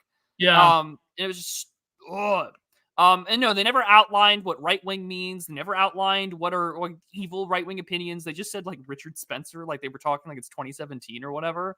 One of my favorite lines from that debate was, Richard Spencer, I guess, is against the woke. It's like Richard Spencer's think he's above all of this. Like he's not like. Well, he did his own Twitter space called Punching Right. He had a good time. Did you listen? Is it recorded? I don't know. I don't listen to it. I think Ace was in there. If Ace, it's the only reason why I know that space was hosted is because Ace was in there. Yeah. I did talk to Wokel Brian Danielson because I did a space right after that debate, ushering my thoughts. You can listen to it on YouTube. It's all 2.5 hours long. It was Gio was on it, Meta was on it, our good friend Andrew Isker, Dave the Distributor. Nightmare Vision was on it. Nightmare Vision made a fantastic fucking appearance.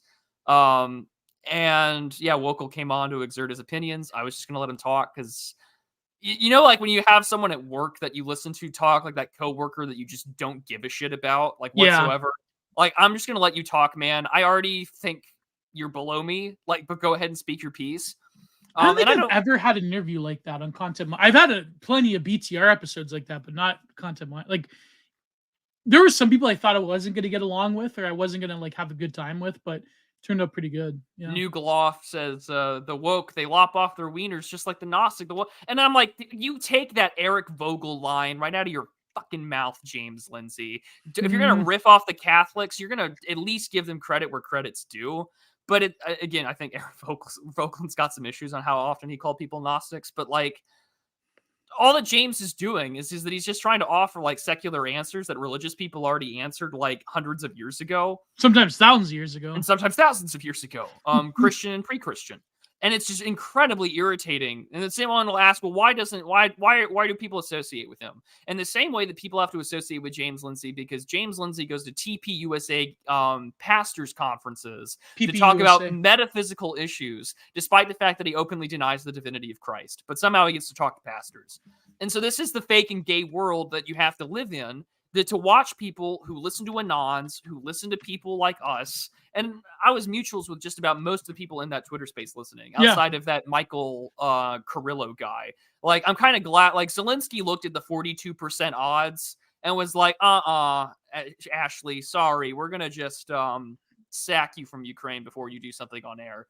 So good on rare Zelensky W. About James Lindsay, like people like some 1,000 years. Isn't St. Augustine like almost 1,000 years ago? St. Augustine is during the late 300s, early 400s. So it's like 1,600 years ago. How many years after Christ? 300 years after Christ that St. Augustine came about? When was St. Augustine born? Like 360 AD? 1,500 years ago. Okay. Yeah. So. Oh my God, 1,500 years ago. St. Augustine. And he answered a lot of our questions. That's why I always find it funny when I listen. Yeah, he was born 350 AD. So there you go. Died in 430. Was That's about 300 years after Christ. Contemporary of St. John Chrysostom, St. John Cassian, several other Western saints. Like, Chrysostom is recognized by both the Catholic and Orthodox Church, right? Chrysostom, yeah. Yeah. So there's only a few saints. There are very few pre-schism saints that both churches don't. I think both churches, either one recognizes, the other one doesn't. But yeah, how many saints did only Orthodox recognize? Very few, right? Of what, pre-schism? No, like pre or post, like just in general.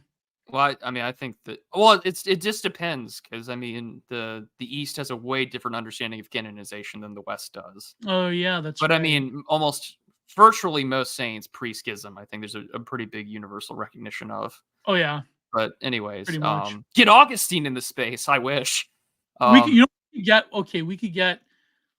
No, this would be totally heretical. I was gonna say we could go get Saint Jerome, get Jerome in the space. Yeah. Well, it's funny. It's funny because my friend's name is Augustine, and he's my choir director. Like, get Augustine in the space. I'm just like, oh man. No, but anyways, we'll get back to talking about Nathan Barley. But like, I think that like the Gnosticism thing. There was a great tweet by my good friend Julius who said that people like Eric Vogelin. And this comes from Eric Vogelin, but like they're all Gnostic. But really, the modern impossible or beyond phenomenon, that is really like a wedding to the body and to materiality rather than this like inner spirit. The only one who comes close to trans metaphysics would be CWC Christian, who said like I have a female soul and a male soul. That's like the only one, and it's that two spirit.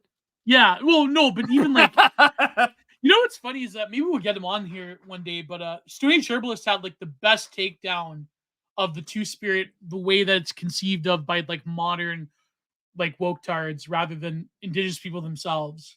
It's a very fascinating article. It's because the indigenous don't buy their bullshit.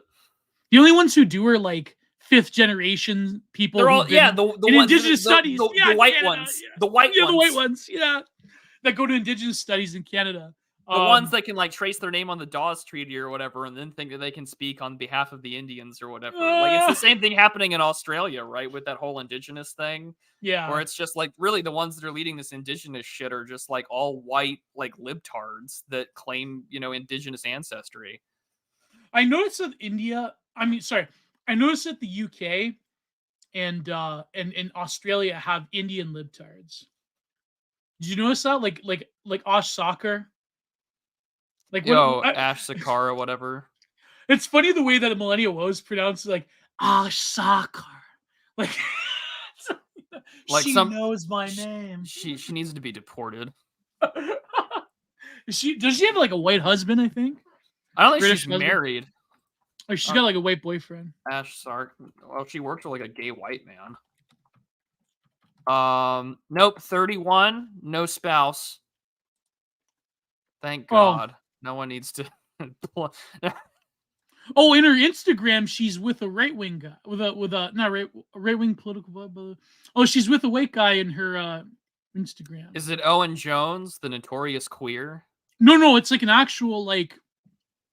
She's with white guys all the time. Oh, color me shocked. Woke Indian women with white guys, Brahmin princesses with white guys. It's just some Scotsman living out his Flashman fantasy. She has a 5 o'clock shot. She has a YouTube boyfriend. Oh my God! Like they're e-dating, Gio. They're e-dating. That's like apparently what's her name's gonna get married to the fake frog. What fake frog?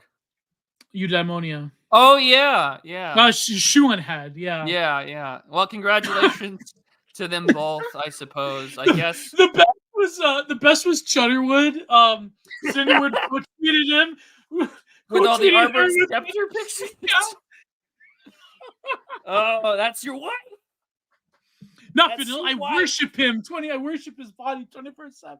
Not the vanilla stuff. It's funny though, like how Armored Skeptic had this like fall from grace. Oh golly. Oh man, that was hilarious. But anyway, so Nathan Barr, let's talk a little Do about you, do you feel like, with that marriage, someone mentioned Frank Zappa, in here, so I just Catholic girls, right? Like, do you think he's having a good time with this? I wish them the best. yeah. May you prove the chuds wrong. May you, good sir, as they like to say, you know, I raise my glass to you, sir. May you prove the chuds wrong and turn a hoe into a housewife. Yeah. Best of luck. Godspeed. I don't have anything against Sean Head, honestly. Like, I think her whole like I'm a socialist thing was a phase, just to like grift. I don't like something about her. I don't really hate her. Like, she is what she is. Like she has no ideas of her own. Do they even have it? Well, no, I shouldn't say it. I know plenty of online women with ideas of their own, but she's probably not She one of them. was, outside of Boxy, the best Boxy there could be. Well done. 100%. Actually, I think Apple Milk was probably a better Boxy. Probably so, but only one of them got more famous. True. Oh, by the way, me and Catherine interviewed Apple Milk. Do you remember That'll her? be a fun episode of the Computer Room. Yeah, like she, she like, was the first like Japanese like white girl that like spoke Japanese and lived there, and very fascinating story. But like, she kind of did have a little bit of like, I guess every like scene girl at the time kind of looked like Boxy if they had black hair. So if you had the right eyeliner, dyed black hair, and you straightened it out, and you were skinny enough, there you go. It could work. There you go. It could work. Just trolling. Remember trolling? That was the. Well, we all watched those Boxy videos. Everyone missed. You're just making me nostalgic for 2008. Lead me to heaven when we die. One of the top 10 most overused like songs on YouTube. Like, blow me away. Blow me away. Thank you, Halo. Thank you, Breaking Benjamin. God bless you both. I see a shadow on the wall. I was like, the lyrics are totally corny compared to most other Breaking Benjamin songs, but like, yeah, it was perfect for Halo. It was perfect. It was great. But Nathan Barley, let's talk about the actual storyline though. So he's writing this. He wrote this article. Dan Ashcroft tries to sell out to a bigger media company, but like he just like spiritually could not do it, even though he wants to, but he can't fight it. Where they're like, out. Yeah, he cucks out. Yeah, but he tries to. He tries to cuck out, but they're like, okay, can you write a listicle about wine? And he goes, French wine, Dutch wine, sweet wine. Like he's like, I can't do it. And so he goes back to Sugar Ape, and he's like, yes, like it's. So he goes back to Compact. He goes back to Compact. Yeah, he can't hack it over at the Spectator or the Washington Post. So we're back to Compact Mag. We're back to Compact Magazine. Yeah, and he's back to. No, he couldn't hack it unheard, so he's back to Compact. Ed West is there. Is like, can you write a listicle about just can you like review? Can you talk about incels? Yeah, talk about this. Yeah. Can you talk about detransitioners? He's like, okay. Can you write the things Mary Harrington won't? Is there anything Mary Harrington won't write about? That's so true. She's actually really good at what she does. Yeah. I remember she tagged me once in this thing about like how 4chan influenced a lot of like impossible women, and like I like almost caught a stray. I had to like lock my account for a few weeks. Can you write about femcells, Ashcroft? Can you just basically take Catherine D blog posts and make them into articles? Can you like rip her off? Listen, man, we don't pay her enough. Can you do this? Can you listen to a few episodes of Red Scare and then like just crib Anna's takes? Can you find yourself on like 16th Street and just like write about Bab's date with Dasha? And he's like, yeah, I'm back to Compact Mag. Fuck this. I'm back to Compact Mag. I'm gonna write about real stuff for a moment. I'm gonna talk about how it's really class. That's the third rail in America. Yeah, Ed West is like, can you write about the Dasha and Bap date? Yeah, can you write about the giggling in the Twitter space? It's like, no, I can't do it. I spiritually cannot. And then like Twink Zorg is like, I spiritually cannot do it. I have to go back. Oh. So he goes back, and he plays it off as a joke. And Nathan Barley is in his life now for the rest of the series, Yeah. And he always runs into him, and actually whether he likes it or not. Yeah. But he's also like a loser. This is like I partially understand like Dan wanting to do it, but I don't identify with him with being like a broke loser. Because Yeah. he's like asking his sister for money. He works in a magazine, but apparently he doesn't get paid. He like bought a camera or some digital recording equipment in like his sister's name, and he gets like repoed from him like for theft. And he's just like, he doesn't understand this. He's like Mike Crumpler, like walking into this world and like not understanding what the fuck the scene's about. And he's just like, these people, man, they call me like a libtard. He's like proto-fascist, and like he's just like Nathan Barley, they man. said I'm a possible woman chaser. They call me a preacher, man. They tell me to do drugs. They made me jack off like a blue collar worker. That was one of the subplots that you have to go and they don't call it blue collar They just call him a worker. Yeah, they call him working. So his thing was to jack off. There's like this sub story, straight action. It's totally like Vice magazine. Like there's it's a subculture, guys. It's Tim Pool telling us about a homosexual subculture of straight. No, but they're straight, but they relieve stress by jacking each other off after the workday. That was the subplot. He's like, go have a pint, drain a pint, go home to me, missus. The real life of a real Brexit geezer. I get jerked off by a guy in the male bathroom. And so the editor of Sugar Ape says, like, I'll pay you $1,000 if you go and go to like Little England in a Brexit and write about it. Go to the Shire, jerk off a worker, and write about it for like 1,500 quid. And then this like one guy has a wife and kids, but he like falls in love with Dan Ashcroft, and he like follows him to his apartment because he left his keys there. He's like, no, I'm sorry, I'm just doing this for a news article. It's like if Taylor Renz, it's like reverse Taylor Renz, only she doesn't show up to your flat. It's like, the subject shows up. Oh, I shouldn't say that. I shouldn't imply anyone's gonna like show up to Taylor Renz's only to melt. She keeps her apartment at like 98 degrees.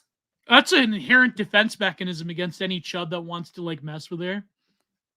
No, it's because she's a fucking lizard. No, but like, could you stand it for that long? You like open up the door, it's like a sauna just hits you.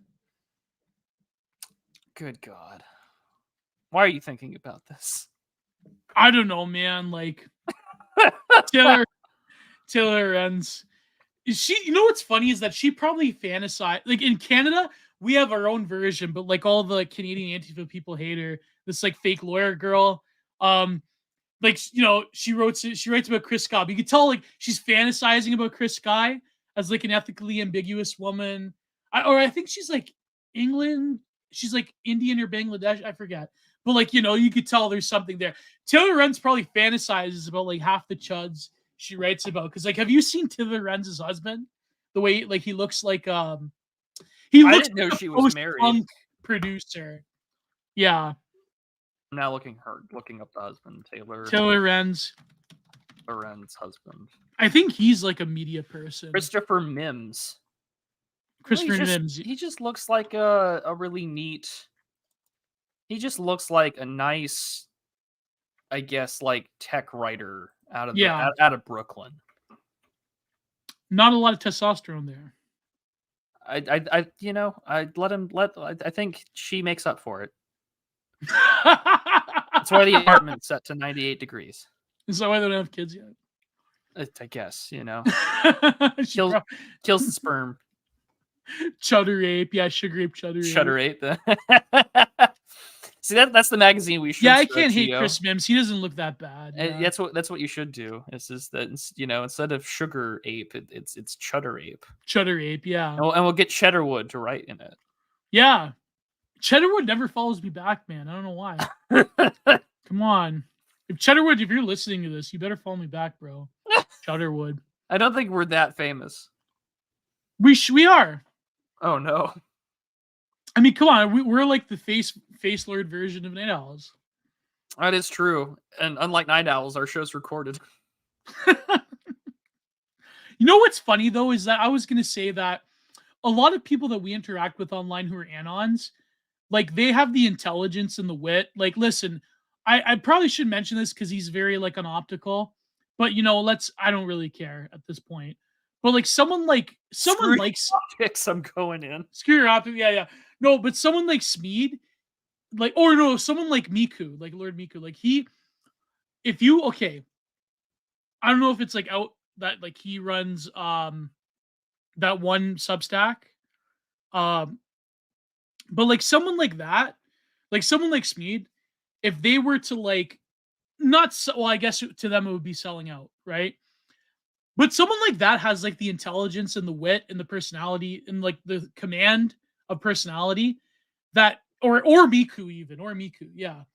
That they could, if they were so to choose, they could probably like trick not normies, but they could trick like a lot of these like pretend sophisticates into like giving them attention and a lot of money.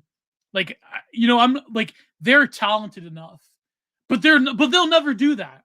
And I think like Smeed, he's intelligent enough to know that, but he'll never do it because like they have a form of authenticity that prevents them from doing that. But I mean like a lot of anon posters that like go into these Twitter spaces, they probably could make a lot of serious attention and money because they know the way that people think nowadays in terms of online subjectivity, that they could totally manipulate that. I could totally see Miku becoming like a main, surpassing a lot of these mainstream figures just sheerly on his intellect alone, right? But it's just that they don't want to do that, and that's why I appreciate people like that, and I think like a lot of anon posters are like that.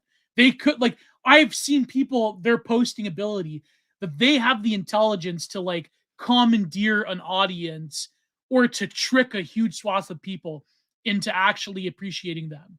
You know what I mean? But they don't do it because for obvious reasons, because like they don't want to, right? Because they, these people, they keep like cycling through accounts and they disappear and they come back. It's like, yeah, I mean, every Peter exactly, Rex account. account, every Peter Rex account ever.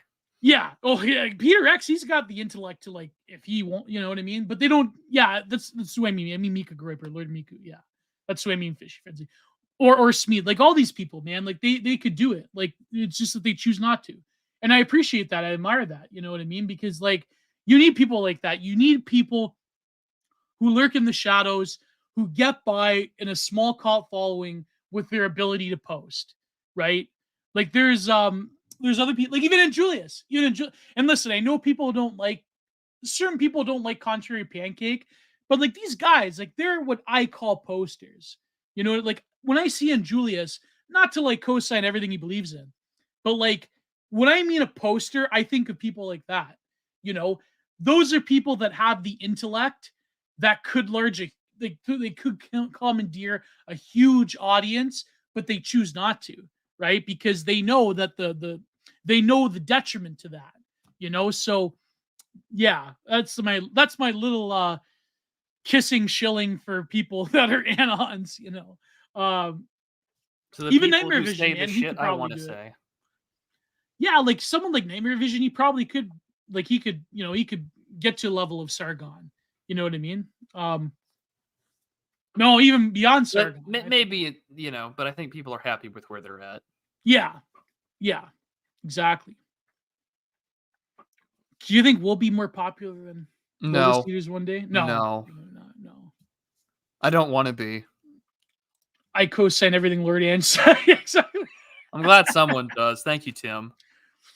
But I'm serious though. When I think of like pure posters, I think of people like and Julius, like that. Even I know there's Mika. I don't think he likes me that much, but like even if he blocks me or whatever, I still gotta like pay respect. You know what I mean? Yeah. There's some people that then there's some people that block you that I have no respect for, like Lindy Man, because he's a content thief. But that's besides the point. Congrats on being the only man to get kicked off of Substack for plagiarism. Well done. I could never approve. I could never. You know what's funny is that he got heat recently for commenting on the Constant book, but like I remember back in the day, Justin Murphy, he had Lindy Man clocked with that one video, He's like, it's fake books. It's fake books. But anyways, enough about Twitter drama. Nathan Barley, I highly recommend. It's only 6 episodes, but the thing You is can that get like, through it in one sitting. They're yeah, 22 minutes long. They're yeah, great. I watched all of them this morning. It was a good aesthetically time. maximalist. I watched them with my coffee. It was very good. Yeah, aesthetically maximalist. Early 2000s Kino if you're a millennial. But I think like what's really interesting is that with Nathan Barley, it did predict the poster, but I think that there was still sufficient space within that time to where, you know, technology had a little bit caught up to what the poster's ability could do with video, but it was still a wild west. It was still a frontier. And the content creator of Nathan Barley is predictive, but in some ways markedly different than what, say, Logan Paul would become, or even like Ray William Johnson. People that like submit themselves to high curation. I want to believe that Nathan wouldn't be those guys. He wouldn't want to grift like that. No. First of all, he couldn't. Because like, I mean, let's face it. It's like the content's, first of all, too controversial. But second of all, like it would be so idiosyncratic. It would be so idiosyncratic that like people, I think, nowadays wouldn't get it. Yeah. Like they would get, there would be like, I think Nathan Barley would sort of be like your content creator's favorite content creator. Sort of like how a lot of people that do like reactionary YouTube, you know who the first guy was to do that? Who? Oh, even like before Distributist. No, I'm asking who. Oh, David Serini, man. David Serini. No, he influenced like Millennial Woes and I think even Morgoth, and like he was like one of the first to do it. And like this history, and like I know the controversy with like the Aeneas Sarkeesian film and Thunderfoot dunking on him and all that stuff. But like you gotta realize, like David Serini was like one of the first people to like really do this. So you know, like that's what I mean. Like I think Nathan Barley would be like your poster's favorite, most like influential poster, not like the guy himself. You know what I mean? Yeah, I mean, Yeah. I can see that. I mean, that's sort of the we're all just little footnotes, I think, in a lot of ways to a much older record. Yeah, 100%. No, we all stand on the shoulders of giants, you know. Yeah. Oh, do you want to comment on like the subplot of the one guy like the Dan Ashcroft's sister is trying to get like a grant, but then discovered that it was like just like, you know, pennies and Yeah, it was like a $20,000 film grant, and it's only for like pennies because it's being distributed amongst a bunch of people. And I mean, she just wants to make it. And actually, this is the funny thing about content about creators getting in trouble with underage people. oh Actually, is yeah. that Nathan like is with a woman who is just a clear cokehead and is like, you know, give me money, give me money, give me money. And he's like, I can use this like screwed up woman for her documentary because she wants to document like the social pariahs, the drug addicts, the homeless, the abused. And they're going through the story and they find it. And Nathan Barley at a certain point is receiving head from this woman, this cokehead. And he's For a clearly video. for, you know, for just to get his rocks off. And he finds out later in that like, oh my God, this woman is not a woman. She's 13 years old. Yeah. And which of And course, he's like loudly saying this to a friend on his phone and on the bus. He's like, you know? well, that, and he's just like, well, he's panicking too. Because Yeah. he's just like, oh my, you know, you've just done the worst thing that you can do. And it was awful. And he's just like, oh. But later on, like it finds out actually no, like the gay compact mag editor, Sugar Ape, I should be really careful before I keep saying these things. But like they, actually know we have it stipulated in our contract that actually all models that say that their age, they're actually 6 years older than they actually are. So she's like 18 or 19 or whatever. And he's like, oh, thank God, right? I haven't just committed this heinous like sexual crime. Which is creepy that the magazines would do that. They would like claim that their models were younger. That's like, yeah.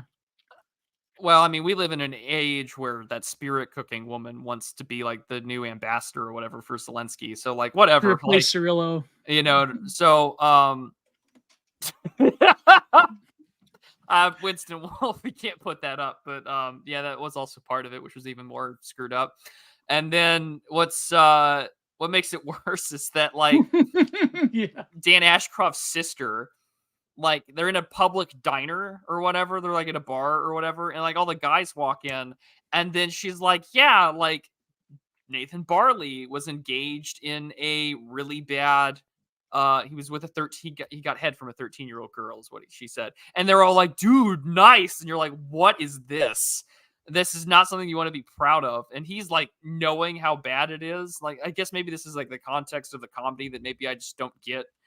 But it was like, yeah, everyone's like, yeah, nice, well done. It's really messed up. And Nate Barley's just like, you guys, this is like a sex crime. What are you guys laughing at? This isn't something you should be jocular about. But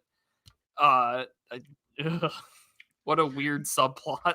There was, I hate to say it, but there kind of was like a certain creepiness to like the early 2000s. Like, and then of course, like the corrective was like way overboard, which was the Me Too thing, which is really like that had like, I mean, Anna Kachayan said it the best. A lot of that was basically like being alpha widowed and like, but there was legitimate Me Too case, obviously. But no, there was this creepiness. Like, do you remember recently, what's his name? Ashton Kutcher got canceled or whatever for saying, like, he had this video from like 2001 where it's like everyone's waiting for, was it Hillary Duff? Everyone's waiting for her to turn 18. Or I forget, was it Hillary Duff or was it somebody else? Something like that. But like, yeah. And it's so quick to Yeah, exactly, Melon. Early 2000s was very horny compared to now. Yeah, because it was the age of the chud, man. It was it was the age of chuds, and they could get away with it. I mean, like the early 2000s, late 90s, it was just like we're gonna have American Pie, and we're gonna have There's Something About Mary. Like it was just unabashed post-sexual liberation male horniness on display 24/7. It was a very horny time. Yeah, like sex comedies, like Winston's sex comedies was a staple back then. It was a staple, and now it was a hornier time. And everyone is so desperate to screw each other nowadays, but they're also like, I don't want to talk to women. And like with some recent respect, right? Nathan Barley, the neutral content creator to virtual. I was going to say. No, because that's the thing. I could easily see Nathan Barley like being influential if he were to exist. Yeah, and then he'd interview Banksy like 5 years later. Yeah, exactly. Like you could either go the chud route of like 4chaner, that was like the millennials that voted for Trump, or like Irony Leftoid. Like you could easily see how like Nathan Barley he could have become a complete could influence Matt Kreisman. Yeah. Or he could have been the next Matt Kreisman. He could he could have been the next Matt Kreisman. He could have been the next Garbage Ape. But yeah, that's like, well, it only ran for one season and we'll never know. Yeah. Although I doubt he would have been like a Tory or whatever. He probably would have been telling people to vote for Jeremy Corbyn and then like trying to like survive the anti-Semitism accusations. Well, because he was against like Bush and Ron but then he also made homophobic jokes. Yeah. So I mean, he probably would have been like a zany leftist, or even he probably would have voted Lib Dem in 2010. He would have been at Occupy Wall Street. Oh yeah. No, but like that's what I mean. Like, but you can still appreciate it because, like, I mean, come on, who doesn't hate Tony Blair nowadays, right? It's just that's so true. But also, I was gonna say, like, there was like me and Catherine, we talked about this when hopefully the episode comes out soon. About like, if you're a woman in the early 2000s, there was youth culture for you. There was like an MTV for you. There was Britney Spears. But there still kind of was like, how am I going to say this? Because people are going to get mad at me in our thing. But there kind of was like a sexism involved in like a lot of that type of like culture. But then the problem was that we couldn't go back to like, there's no normalcy to go back to, because then the 2010, like then the 2000s, it started to get more longhoused. And then by the time you hit the 2010s, where like, aging millennials are entering grad school, it's like, it was over, man. It's like Me Too. It's millennial confessional feminist writing. It's, Gia Tolentino and Lindy Watt. I shouldn't say that, because Gia Tolentino actually does write some interesting stuff. But it was like, Lindy West and Jezebel. Like by the time you get to then, it was all over. The sensitive young man was over as a cultural medium. Until Trump, of course. But it's just I think it was very interesting that Trump closed out the 2010s. But so by the time, but then the thing is that the early 2000s did have a lot of like that. It wasn't a sophisticated bro humor that could be like, because in lad culture in the UK in the 90s, me and way back like a year ago, me and Nina Power talked about this. Lad and ladette culture did have like shades of sophistication in terms of the music and the culture they were imbibing in. But then by the time you get to the 2000s, you did have like sort of a chud, like an actual chud vibe that sort of was like American Pie and like all those like disaster movies or this movie or that movie. Those ones. Yeah, like those were stupid. I never liked those. But they only fit in that time period. Yeah, 100%. Like that is the only time that you can appreciate it in the same way that like I know not like everyone Van Wilder or whatever. Well, yeah, but it's also like if you were to go back and you were to listen, because I know even back then a lot of people didn't like him, but if you were to go back and listen to like Dane Cook. Oh, he's in the news recently for being canceled. Yeah. Well, because because Dane Cook is like married someone who's like 20 some odd years younger than him. Age but gap, like, yeah, right. And he quote unquote oomed her, right? Like, of course, oomed her. Yeah. So yeah. But it's Old School was a good film though. Old School was funny. That was a good film. But it's just kind of funny to think about because like that can only be remotely funny in 2008. Yeah. Same with Borat.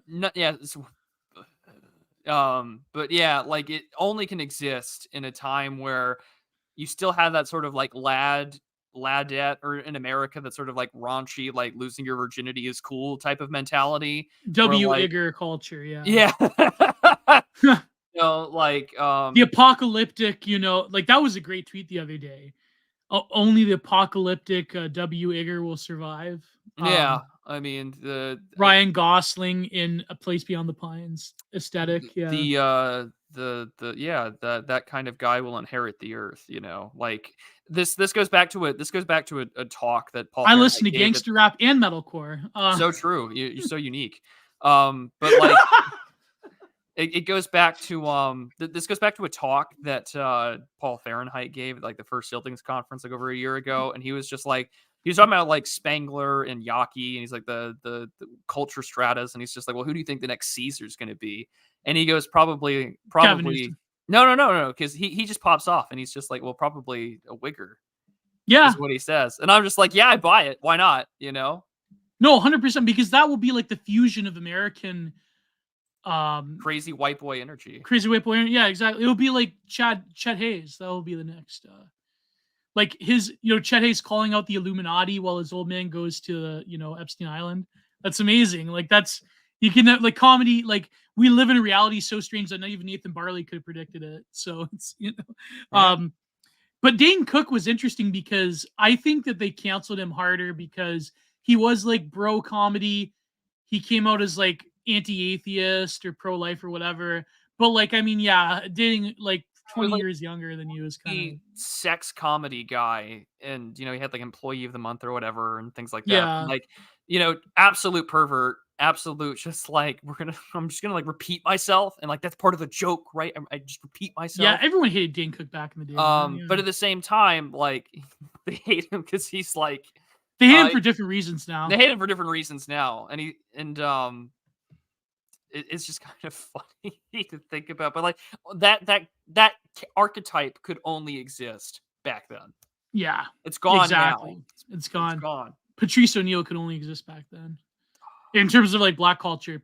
I feel like there because there is like Well, there's red like, pill manosphere, but that's well, I was like gonna say there's like a red pill like manosphere cult, but there's also like a subculture of that where it's like black oriented red pill manosphere fresh culture. and fit. Yeah, Like, that too, right? But like there's more than just him or that group. yeah. And so I think that Patrice O'Neill could probably still exist today. He would be like Andrew Tate, I think, and they'd call him one. They'd be like, "Oh, it's the Black Andrew Tate" or whatever. But Yeah, he would be even bigger Patrice O'Neill now. would be even bigger now, and he would be even safer because Black Phillip.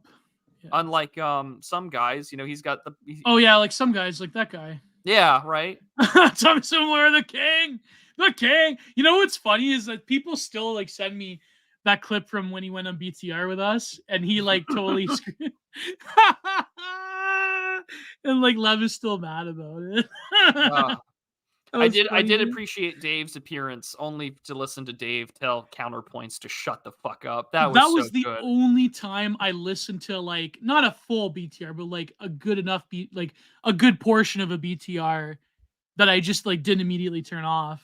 Like it was funny, man. Dave was I couldn't believe counterpoints of all people got And Dave. I'm like, thank you, Dave. Yeah. It's like you are the most like I can't do the like the Dave voice. You are the most fucking obnoxious person I've ever debated. I debated ContraPoints. He's debated Vaush, Christy Winners, and ContraPoints, and somehow this moron is what triggers That's him. an OG Gamergate classic. You know what? I don't like Christy Winners because like she did get Sargon, and Sargon was like way less sophisticated when they debated. But then like Christy Winners was involved with that. People don't know this, but like she was. Oh, people like some people still remember. Christy Winners was friends with that couple that were like on the SJW side, and the husband like redacted his wife. Do you remember this? I do. Yeah. But you know what's funny is that like there was that case, but then there was real social justice warriors redact their wife. Oh God! Follow your leader. Oh my God! But then there was also the Prawn Star, who was involved in very disturbing stuff that we can't see on YouTube. The one? Yeah. Carrera, what's her name? Yeah. Let's not go there. But it's funny how like both sides of Gamergate had their own atrocities committed by members of the opposing side, which is like fun. Not funny, but it's like I'm telling you, man. Yeah. Like there's gonna be like some like maybe not like Frederick Nunson because he's like a furry degenerate or whatever, but like I mean, there's gonna be like some down the rabbit hole documentary. He's a furry. Yeah. Why hasn't he made anything in 3 years? Because he's down the rabbit hole. But like you're gonna have some down the rabbit hole style documentary where it'll have like that theme of like when people do documentaries about like Unit 731 or whatever. Yeah. And it's just gonna be like Disturbia. That's a great channel. The atrocities of like Gamergate, and it's just gonna go through all these like personalities that like millennials can barely fucking remember, and it's like remember that this guy redacted his wife, this guy was like a but it'll be like bipartisan, so all the leftoids will think it'll be like a Brianna Wu production, but really it'll be like bipartisan because like both sides had people that like were involved in like the most like horrific stuff. The atrocities of Gamergate, says Brent Taylor, a collection of slam poetry. Yeah. But that was so weird with the that's what I want. No Name. I do want a Turkey Tom documentary on Gamergate. Yeah, I feel we like need this. He could do it. And it wouldn't be shit. I could suggest that to him. Him and Kino Corner would do a great job. Yeah. I could get hired to do research on it, but like they could like bring David Serini and they could make the documentary, like they could like credit him. They're like for the one that like he was gonna make before that Jordan guy screwed him over. Aku. What was that guy's name? Jordan Owen? I think so. They like sued each other. I faintly remember this shit. You know what's fun? You know what I should do, Crude? Is that this is something that you know how like I did the retrospective on Matt Forney on Content Minded? Matthew the Stout, he's like, Gio, you gotta reach out to David Serini. You gotta do a retrospective of his whole career. I go, man, I should do that. Because Stout's like only you could do it. That would be like sympathetic and kind enough to like let him do his thing, to let him cook. And I go, man, I should do that. So I know we follow each other, and I think I even follow him. I think we're even friends on Facebook. You're still on Facebook? I think he's still on Facebook, but no, he's on Twitter still.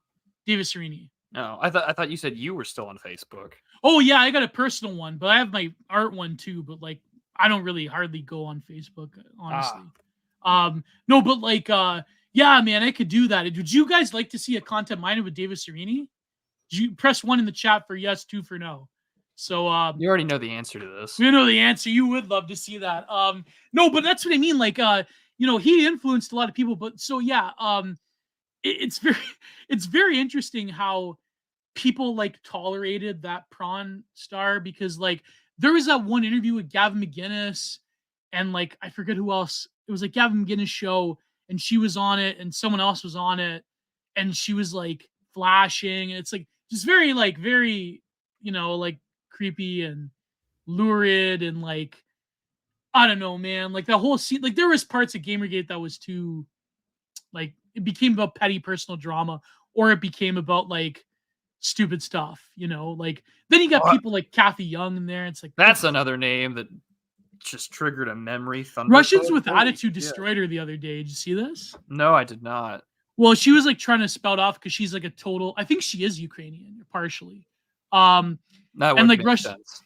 And so like Russians with Attitude like was like educating her about like you realize that Khrushchev pardoned because Khrushchev had a wife who was Galician, and Khrushchev pardoned a lot of those like far right people from Galicia, the Banderites, right? And she's like didn't know how to respond, and it was like that's why like a lot of the crisis that we see currently in Ukraine, a lot of that, I mean, it's inexplicably true that a lot of that has its origins in like Soviet ineptitude. I mean, let's face it, a lot of problems that persist in Eastern Europe is down to Soviet ineptitude, well, not just Soviet ineptitude, but like, a lot of other very terrible, horrifying things, which that's another thing that also came up recently. It came up, what context was it? Like, you don't have to be like a Soviet Union apologist to like criticize, nor do you have to be like a third worlder. You don't have to be like a a weirdo logo daedalus or like Hozoid to be like, what's happening right now in that country in Eastern Europe is wrong. Like, you don't have to worship the Soviet Union, but you also don't have to be like a third worlder to be like, maybe the global American empire is like not in the right, or you know what I mean? Or like maybe it's a policy that shouldn't be pursued. You know what I mean? Like, you don't have to like be like, like Putler is amazing and he just invited the Sudanese ambassador into the Kremlin. It's like, no, you don't have to be that.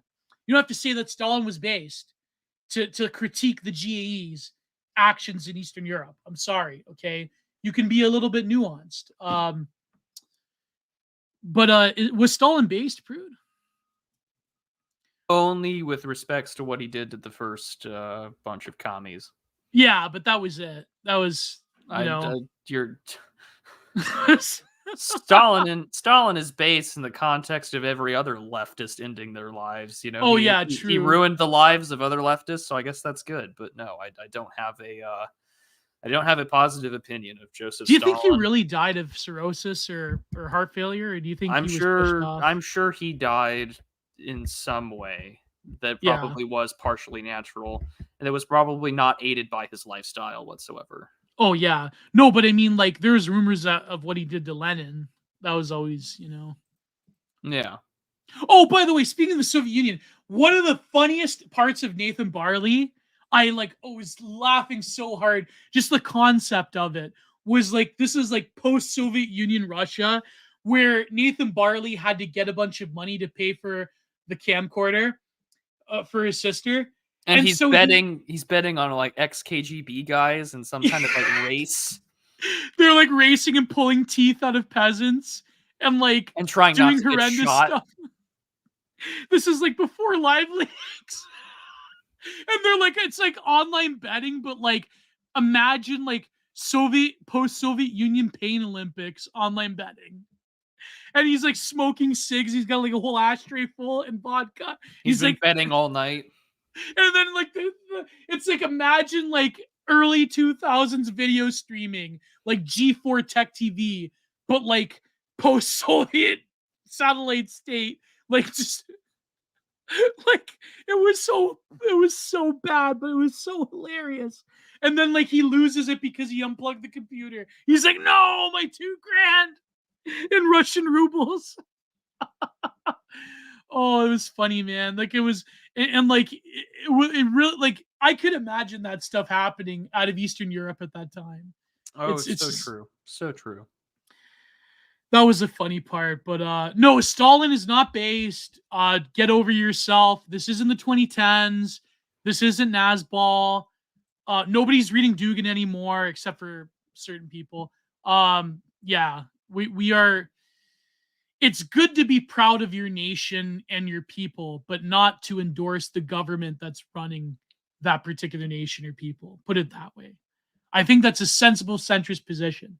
Although I will say that there are certain writings of Dugan that I have read that I think are good, but I mean, come on, man. Like, this is what's so crazy about people accusing, like friends of ours of being, or accusing me of being a Duganist. Like, I mean, I don't know. I'm not as racist as other people, but like, there's some things that Dugan says that are just like, just like totally bonkers, man. Like, it's, I don't know. It's just, yeah, it is what it is.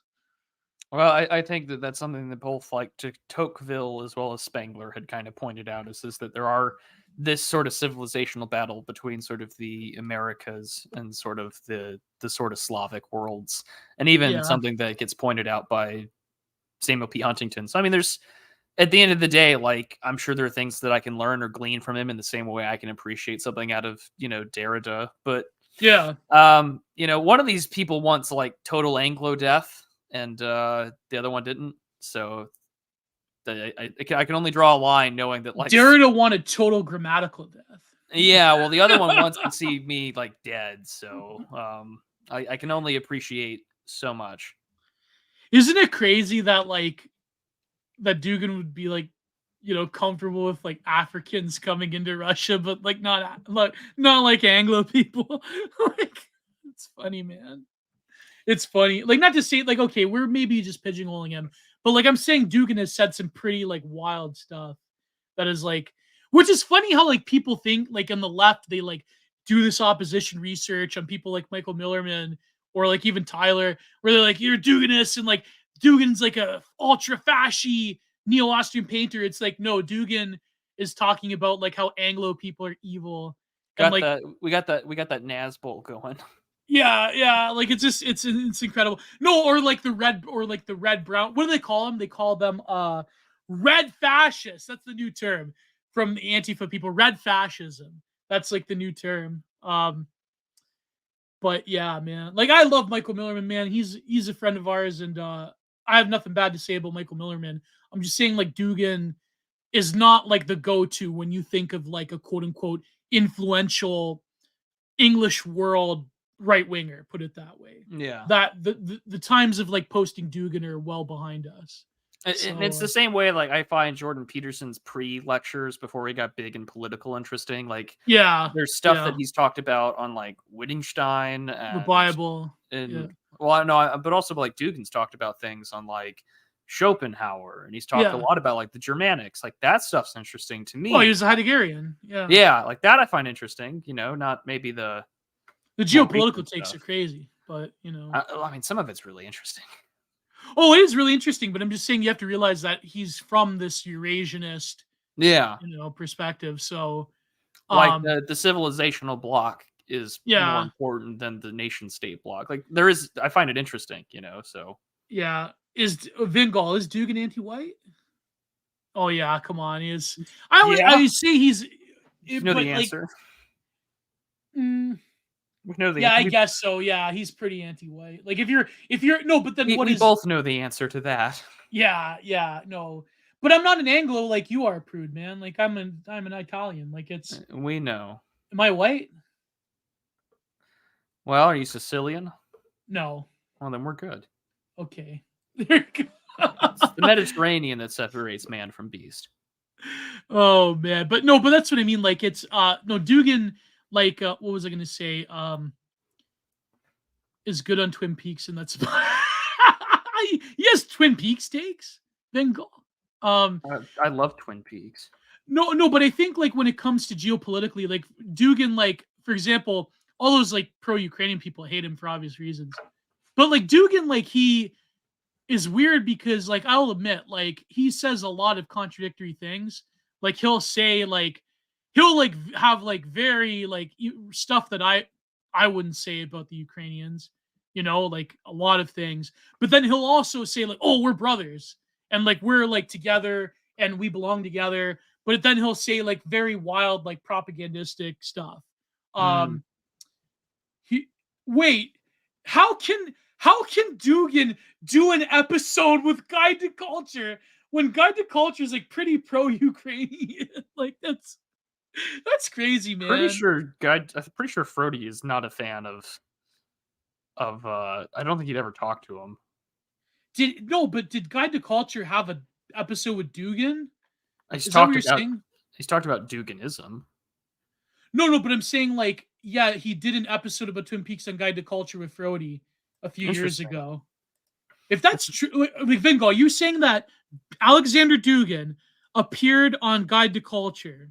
Because that's wild, man. I'd never figure that in a million years. That's crazy. You think I could do something with Guide to Culture? Will you look past my not pro rock ball? Yeah, Good luck with that. yeah. Frody would not talk to Dugan now, but he has. Oh, okay, that's interesting. Interesting. You think Frody would talk to me? Maybe. Probably not.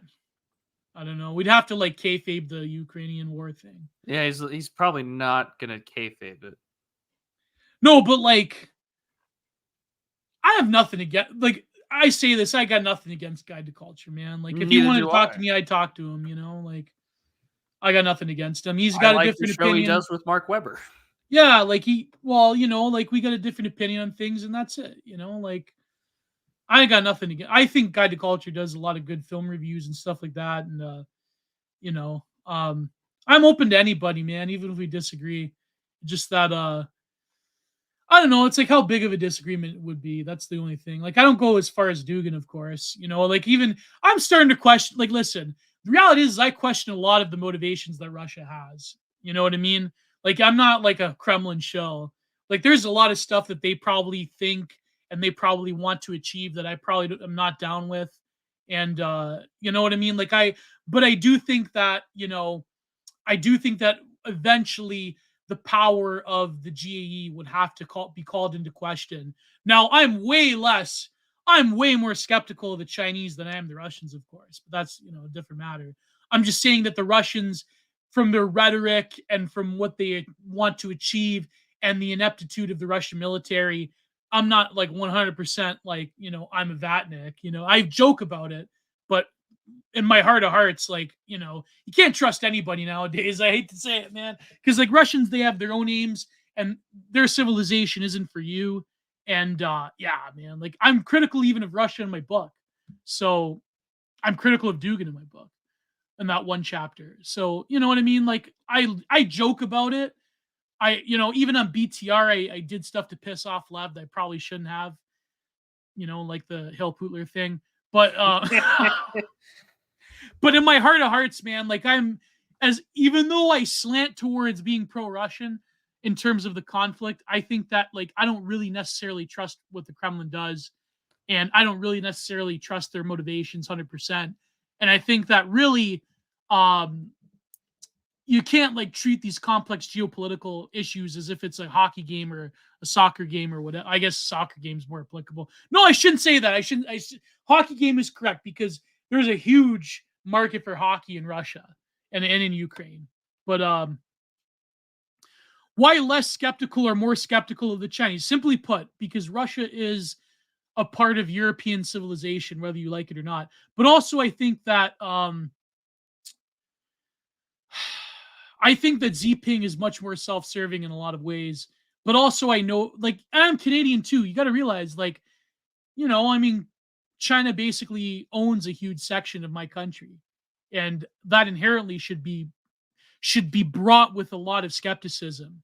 You know what I mean? Because at the end of the day, I still think that Russia still, as much as they want to deny it now, as much as they've fully gone headlong into Eurasianism, I still think that Russia shares, and Putin himself even said this, maybe not recently, but he's in some ways Putin is a Westaboo, or at least he was.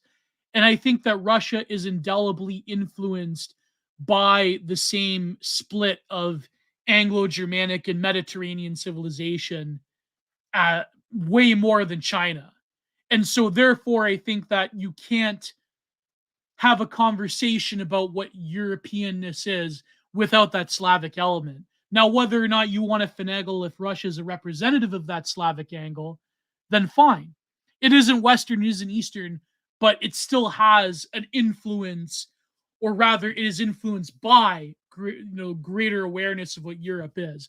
So therefore, I think like out of all those BRIC nations, when it comes to the closeness towards what North American and European geopolitical, cultural, racial, and religious wise, sorry, my brain's melting, but you know what I mean. You know what I mean. All together, Russia, out of all those BRIC nations, is way closer than fucking China and India. Come on, you can't deny that. You know what I mean? Like, so I think that's why I take the Chinese with a bit more of a grain of salt, because I think that their geopolitical aims are probably not as, I'm more skeptical of their geopolitical aims, not just on a racial basis, but I mean like in general, the way that they operate. I think that I'm much more skeptical of what the Chinese Communist Party wants to do than even the Kremlin. Although I'm still skeptical of what the Kremlin, what their motivations and goals are, of course. I'm trying to be nuanced, Prude. You know what I mean? I'm trying to be nuanced. Yeah, absolutely. Do what you got to do. Would you say the same? Are you more critical of the Chinese than the Russians, or both, or I don't know? Well, I'm more critical of my own government, but yeah, no, of course, yeah. But I mean, like in terms of geopolitics, I mean, listen, the Chinese are not going to save us. Okay, the problem is that like the focus should be on China. The issue is that my government is so ethnically slanted towards the entire destruction of like a sort of Slavic that aren't the Judaic portions of Eastern Europe, that they want the total destruction of that first, even if it comes at the cost of their other geopolitical aims. Like the United States government cannot do a two-front conflict. It can't. No, God, no. It's impossible. I think it's been made abundantly clear that we don't have the industrial capacity for war anyways. Like it would take an economic restructuring of the entire country to even be remotely capable of anything close to the total war industrial fronting America had in the 1940s. Yeah. You don't have that. It's gone. And even the American government will tell you it's gone. Yeah. 100%. So, I mean, to me, in respect to what China is doing, whether it's cozying relations in South America, boosting its own industrial capacity, geopolitically speaking, China is the bigger rival of the two. But 100%. Instead, I got Victoria Nuland and various individuals with 200 years together axes to grind that want to see the entire destruction of Slavic Russian East. So to me the bigger threat is China, but I'm just a little tuckered out. I'm a little zogged out there, Gio. It's tiresome. No, but that's what I mean. Like I don't want to go to war with China either. I just think that China should be met with more skepticism because they are the bigger rival, and they are sufficiently outside of the realm of Europe, if worse comes to worse, to have any sort of like deference towards North America or Western Europe. Yeah. Put it that way. I wouldn't want to be. I wouldn't want to be ruled by the Chinese just as much as I hate being ruled by Justin Trudeau, even if there's substantially less of a difference, actually, because I might as well just be ruled by the Chinese, the way things are going in Canada. But yeah. Are we going to see the Sino-Indo steppe war in Canada? When you see that, maybe Chinese are going to go after the Indians. Pakistan, you could end all of this right now. Pakistan, we need. No, I'm kidding. Need you. Pray to Karachi. We can end this. Is Karachi the capital of Pakistan? I believe so. New masking rules for healthcare settings in British Columbia coming into force October 3rd, says provincial memo. Wow. Well, it is British Columbia. Yeah, it looks like they're getting masking back. Yeah, but I mean, they're crazy in British Columbia. That's understandable. You know what the thing is? Like, masking, as long as they don't, like, just, like, do the whole, like, border nonsense. I don't know. Masking's stupid. Imagine that happens and you're stuck in America. Oh, that could happen. Oh, that could happen. Yeah. Well, you have a place to go. I would. Yeah. Shall we get to the super chats? Let's get to the super chats. Hopefully we covered Nathan Barley thoroughly, but I think we did. It's a good show. You can see the entire thing up on Islamabad is the capital. Thank you. Islamabad. Yeah, Karachi is the biggest city, I think. Yeah. But on that point, ladies and gentlemen, the Digital Archipelago is sponsored by viewers like you, and this show is thankfully brought and forced by the Double Dealer magazine. The Double Dealer magazine is one of the best and oldest literary magazines out of New Orleans down in Louisiana. Issue 10 is out now on Amazon for purchasing right here, right now, and you can be able to enjoy actual good content written by individuals like Brad Kelly, T.R. Hudson, and Paul Fahrenheit, and so much more. So with that being said, go ahead and get your copy of the Double Dealer magazine today. And now on to the super chats. Double Dealer, what a name. It's like a Leonard Skinner song. But older. Way older. Like that one Leonard Skinner song, Give Me Two Steps? That's what it reminds me of. No, but I didn't know that Paul Fahrenheit wrote fiction. Yeah, he's got a whole short story collection out, courtesy from the Biz Archives. Whoa. Yeah, he's got a little ebook. It's great. Crazy. But anyways, let's get to the supers. You can donate to my PayPal. It's in the description, but I do have to get Entropy though. Although I hear people have problems. Entropy can be buggy, but do I have anyone in let me check. I don't see anybody on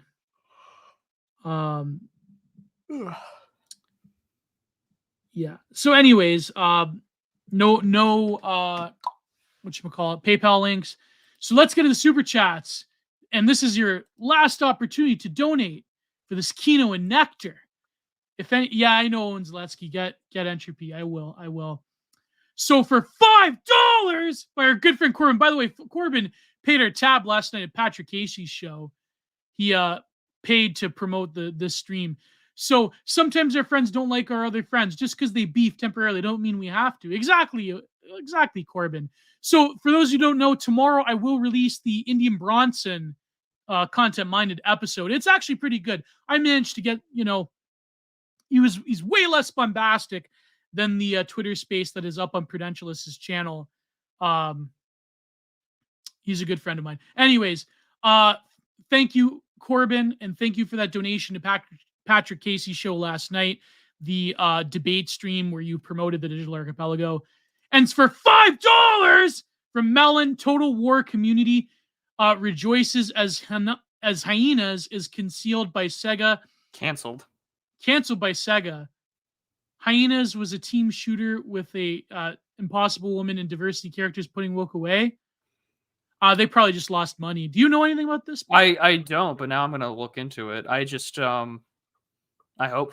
That kind of brings me a smile. There was an article while we were on the air that kind of made it chuckle for me, because it was apparently a Redux article, and they were like, this woman gaming conference, they don't know how to keep men out, but without being mean to transgender people and non-binary people. And it's just like, whoo, what a time to be alive. I guess sexism and transphobia go together. That's so true, Yeah. When you say I hate men, I guess you're a bigot now. I guess those woke academics, they were correct about that. That kind of like when Justin Trudeau said about people that didn't want to take the medical experiment. Yeah. He's like, they're sexist, racist, and some I presume are also transphobic. It's like, well, I guess. Yeah, let me read the official. Yeah. A major computing conference for, and I love how women is in quotes, is facing backlash after a large number of males attended this year's inclusive event. Activists are now struggling to determine how to keep men out without excluding transgender and non-binary people. God, that's so good. That's so good. You can't be, if you want to be pro-woman, you got to be anti-trans. That's biscuits and coffee. I can't that's believe it's not if women. I've ever heard one. That's a turfoid take. I don't care. It's true. The only thing, true. Turfoids are right about one thing, and it's the trans issue. They suck at everything else. They suck at practically everything. Not everything. Well, except they got some points here and there. They don't suck men off. Well, I mean, some turfs are more friendlier to men than others, but like, I don't know. It doesn't matter. They're the female equivalent of James Lindsay. It's gone too far. This thing I supported is now affecting me. It's like, no, you brought this on. I know that you're fundamentally incapable of understanding consequences of your own actions, but like, sorry, not buddy. all women, not all. I know plenty of women. Yeah. Not all women, but like in this specific case, like turfs are just temporarily embarrassed rad femmes that a woman with a dick is like walked into the room and is like proved their point. Like, sorry, I don't care. You know what's funny? I remember Sean back in the day had this debate with Hunter Avallone, and he's like screaming at the top of his lungs. He goes, "They're invading women's spaces. You know that, right?" And it was just a troll, like Hunter Avallone becoming a total like woke tard. It was funny. It was funny. Sean's on Twitter still. Or shout out to a legend, Sean McCaffrey. Anyways, McCaffrey always reminds me of Sean McCarthy, and then like just because of the name, not because Sean McCaffrey's like weird, like they're it's the totally CIA man. People. Like, oh man. Anyways, I got nothing against Sean McCarthy, but anyways, $2 by Fishy Frenzy F Elon Musk. Well, I gotta listen to that Twitter space that he was in with Little Ben Tiny Hand Shapiro. Does Ben Shapiro have tiny hands? I don't know. I just did the Norm Macdonald Marlon Brando joke. Earlier this week, Elon Musk met with Jewish leaders to apologize for comments he made on his own platform, X, among them that the ADL is causing anti-Semitism. The Jewish leaders accepted the CEO's apology today and announced that Elon Musk is free now to work again. Wow, he had to get told, Yeah. Nothing like a schmaltzy struggle session. True, though? Like about the ADL, like, isn't it objectively true that if you keep like harping on and threatening people and this question was asked by a prominent like Southern Democrat 60 years ago, saying there's like, well, if they're so concerned about the rise of anti-Semitism, why is it that anti-Semitism only rises every time that the ADL is getting involved in politically active affairs? Yeah, hold the fort. You know what's funny is that before he like went totally like 180 woke, I remember back in the day, Michael Corrin on his show, he said about Bernie Farber. And for those who don't know, Bernie Farber, he is the head. Well, he was the head of the was it the Canadian Jewish Congress? I do not know. It was something but then he founded the CON, which is the Canadian Anti-Hate Federation, Anti-Hate Network. And I remember like Michael Corrin even said like, this man, he finds anti-Semitism in his cornflakes in the morning. But now, like, Michael Corrin would, like, never say that nowadays. But I just always remember that. When I was younger, I watched that. And I'm like, man, that's true. Like, it's, now it's like... the self-licking ice cream cone. So true. Yeah. No, but I'm saying, like, Elon Musk, like, what is he going to apologize? It's not like he said anything... Because he's the richest man in the world, and he even has to answer to them. That's incredible, man. I don't know how you walk. I don't know how to walk away from that without saying things that would get me in trouble. So I'm just gonna. Exactly. I'm just gonna shut up. Let's leave it. Yeah. Anyways, $2 by Fishy Frenzy. Pinheads and Patriots. Yes, Bill O'Reilly, interviewed by Tucker Carlson, but also that is a reference to a Smead space that I may or may not have been lurking. That's why I tweeted out Pinheads and Patriots. No, but you know what's funny? That one guy in the Smead space, I know it was kind of joking about like the urinal or the fecal, But like that guy was amazing. That Grail guy, he's like a small account. I Yeah. think he used to have a bigger account, but that was a great speed space. I don't know because I was not lurking in there. I don't know who Smeed is. I don't know what a Twitter space is. I don't know what who Grail is. I don't know anything. So anyways, for £5 by Fishy Frenzy. Thank you, Fishy Frenzy. Hill Coriolanus. I saw the Coriolanus. How do you say it? Coriolanus. How do you say Coriolanus. Coriolanus. There you go. I saw the 2011 Ralph Fiennes adaptation. It was solid. What's your favorite Shakespeare play? Which is your favorite adaptation? I'm gonna get heat for it, but my favorite adaptation was Romeo x Juliet. That was my favorite. Because I'm a millennial. No, but my favorite Shakespeare play probably King Lear. Yeah, same. King Lear is one of my all-time favorites. I thought Richard III was your favorite. No, I like Richard.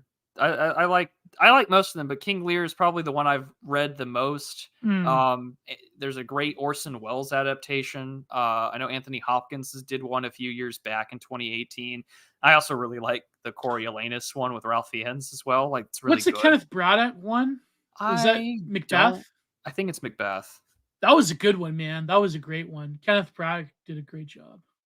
And then I know Laurence Olivier is just the king of it when it comes to Richard III, Hamlet, and Othello. Is that the one? What was the silent one filmed in the 20s of Hamlet? I don't know. Oh, I forget. There was one from the 20s I watched in school when I took drama. I think it came out in 1920, isn't it? Wasn't it a German filmmaker like Nielsen or whatever? Okay. I think they also did a form of Parsifal too. Okay, I've not seen that one. I've seen most of Fritz Lang's work, but not Asta Nielsen. Yeah, that was the 20s one. It was good. I watched it in class. It was really good. The ambiance of it was very interesting from the 1920s, like the set pieces and everything. So for $2 by our good friend Brent Taylor, is there a chance the Canadian Fiasco is a GAE op? Yes, 100%. I think it was orchestrated by the Americans. I don't. Maybe not. No, maybe not. Maybe not. No, there's some other stuff that I've been told makes this situation more awkward because apparently, let me find it real quick. Oh, a Sikh DM'd me. Should I read it on air? It was a good one. I'm not going to name dogs, but yeah, go ahead, Prude. I'm trying to find it. But yeah, it was just interesting because apparently, on top of the ongoing shit show with what Canada's parliament did, apparently the guy that was a part of all of this stuff had communications with like the Canadian government, or was like maybe what do they call them? Like an informant or something, like a CI. Yeah. So I don't know. It sounds like there could have been a screw up with Canada's government here. Yeah. So I'm going to read you this message, but I'm not going to say who he is because he uses his real name and his real face on Twitter. Okay. But he is quite visibly a Sikh. Gotcha. So, I appreciate this comment because I just want a documentation of this on air. Hello, Mr. Gio. During the 90s, the Indian government turned a blind eye towards Sikh extremists and fighters and even helped them to emigrate to Canada to resolve the conflict. So, I mean, Canada being the ethnic dumping ground of, everyone else's ethnic conflicts. Just like America. Just like America. But this was after after Indira Gandhi was, redacted. Yeah. This is 1990s. A short-term solution. As to the militants in Darbar Sahib, the Golden Temple, Darbar Sahib, they were as a result of broken promises made before and after Indian independence. Punjab region played an important role in the Indo-Pakistan War of 1956, which I believe about like 1 million Muslims died, if I recall. Which led to the creation of Punjab state that was the majority Punjabi speaking and majority Sikh. One of the militants was an ex-army officer, Major General Shabeg Singh, who played an important role in the Indo-Pakistan War of 1971, and he was falsely accused of corruption and court-martialed. He won against the charges and cleared in February 1984. So that was during Indira Gandhi, which is very interesting. Most of major Khalistani leaders today are clearly shaved and do not adhere to the words and deeds commanded by Sikh gurus. They are mostly corrupt liars or totally ineffective. So keep in mind, this is the opinion of one of my followers. This is just journalism right now. I don't have a position in this. Their main source of power is that they use media to cause problems in Punjab region. Most of Sikhs in Punjab desire a free state, but it's probably very low on the list of things they want to see. Now, to that point, I will say that I have heard this, that basically there is a desire for separatism, but they really just want political representation, which, I mean, let's face it. I mean, the Indian government, the parliament has basically, they have like basically politically marginalized, Sikhs. So, I mean, I think that comment was a pretty nuanced one that I received. But keep in mind, that's just the opinion of one of my followers. I do not endorse, blah, blah, blah. But I think it's a pretty interesting comment, though, Prude. Yeah, I'm inclined to agree with you on that. Yeah. It's interesting. Speaking of India, by the way, this comes from the Insider paper, but this breaking news, apparently. China's top scientists have told Science Times newspaper that India's claims of landing on the moon's south pole, its most recent mission, which I think is called the Triandrion 3 orbiter lander. Apparently, it's not true that they didn't do it. Oh my God. I mean, maybe it's not true, but it is coming from China.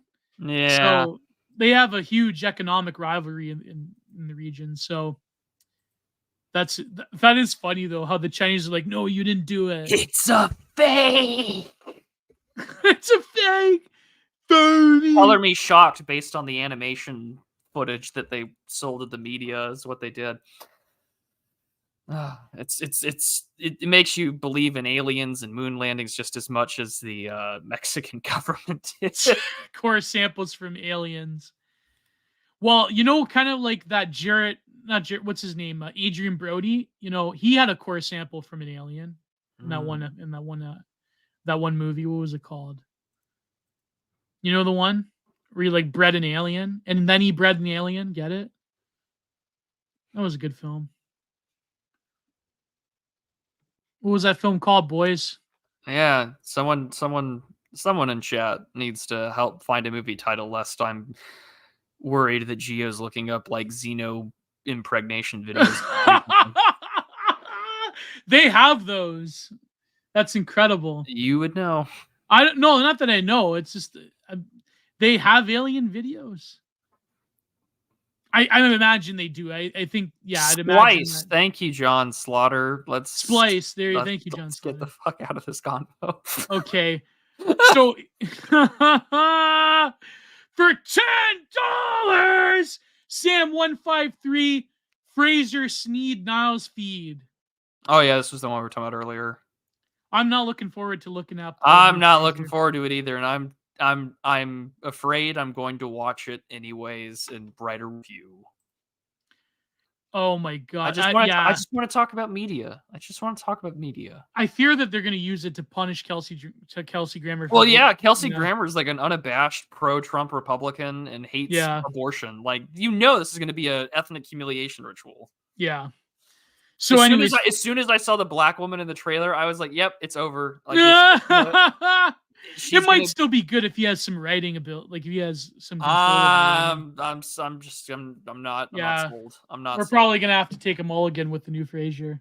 A mulligan. I'm just gonna pretend it didn't happen and that Frasier left in the end of 2005 or whatever on his flight to Chicago to chase that girl, and that'll be over.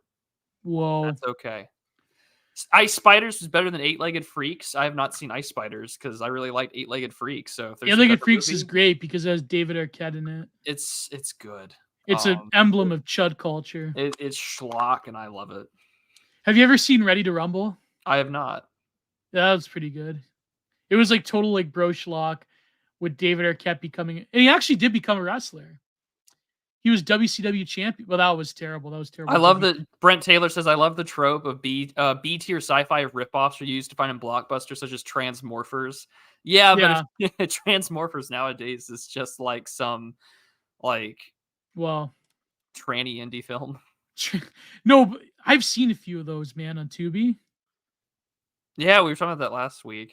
Yeah, I saw this black film on Tubi that was like this like relationship therapist that went crazy. And it was like this black guy trying to escape. It was like a black Iraq war veteran trying to like escape the longhouse and like take his wife back from like a crazy lesbian therapist that like redacted her husband. It was pretty good.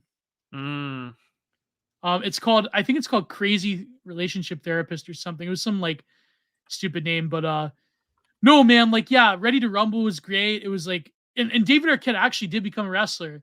Like, he actually had a death match with Nick Gage. Where, like, that was, anyways. For $5, or else we'd be talking about wrestling. Oh my God, for Lou Templar, our good friend. Congrats to Bap and Dasha. They had sex. That's a 2000s millennial, like the German spelling. Well, he is 32. Yeah, that's a Encyclopedia Dramatica reference right there. Congrats on the sex.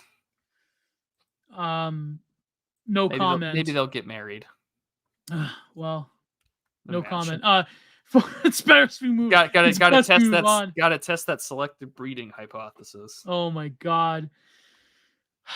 Anyways, for $4.99 by Subject to Change, he sends a super sticker. I'd have to look into the YouTube. Thank you, good sir. Thank you, Subject to Change. I always love when you just send stickers, And for $5 by our good friend Micah Paul, Prude says, I dare to turn a hoe into a housewife. Tried it and went horrible, as Gio will tell you. Whoa. Calm the fuck down here. I just simply was wishing the best to Idiomania and his efforts to turn a hoe into a housewife with his engagement to shoe. I do not endorse this policy. And by the way, this is in reference to me dragging out of Micah Paul in the upcoming Content Minded episode that may drop next week after the Indian Bronson one. Micah Paul told a story where he was dating a schizo trailer park woman, and it didn't go very well. I bet it's a good story. Oh, I'm sure. We love Micah Paul. Micah Paul, I mean, got a little ladies trouble, but he came out of it with one piece and he dodged a bullet. So there you go. So true. New Gloff for $5. To Catch a Predator, except it's hosted by a 27-year-old woman who goes after 20-year-old men who date 24-year-old women. She was 23 years old, 11 months, 30 days, and 23 hours and 59 minutes. You sick chud. Fuck. It'll be who would fit the bill? Who could be the host of that? Slats. Yeah, I was gonna say, but like, I wonder. Yeah, probably any Slats. Can you imagine her doing to catch a chud? To catch a scrot? To catch a chud.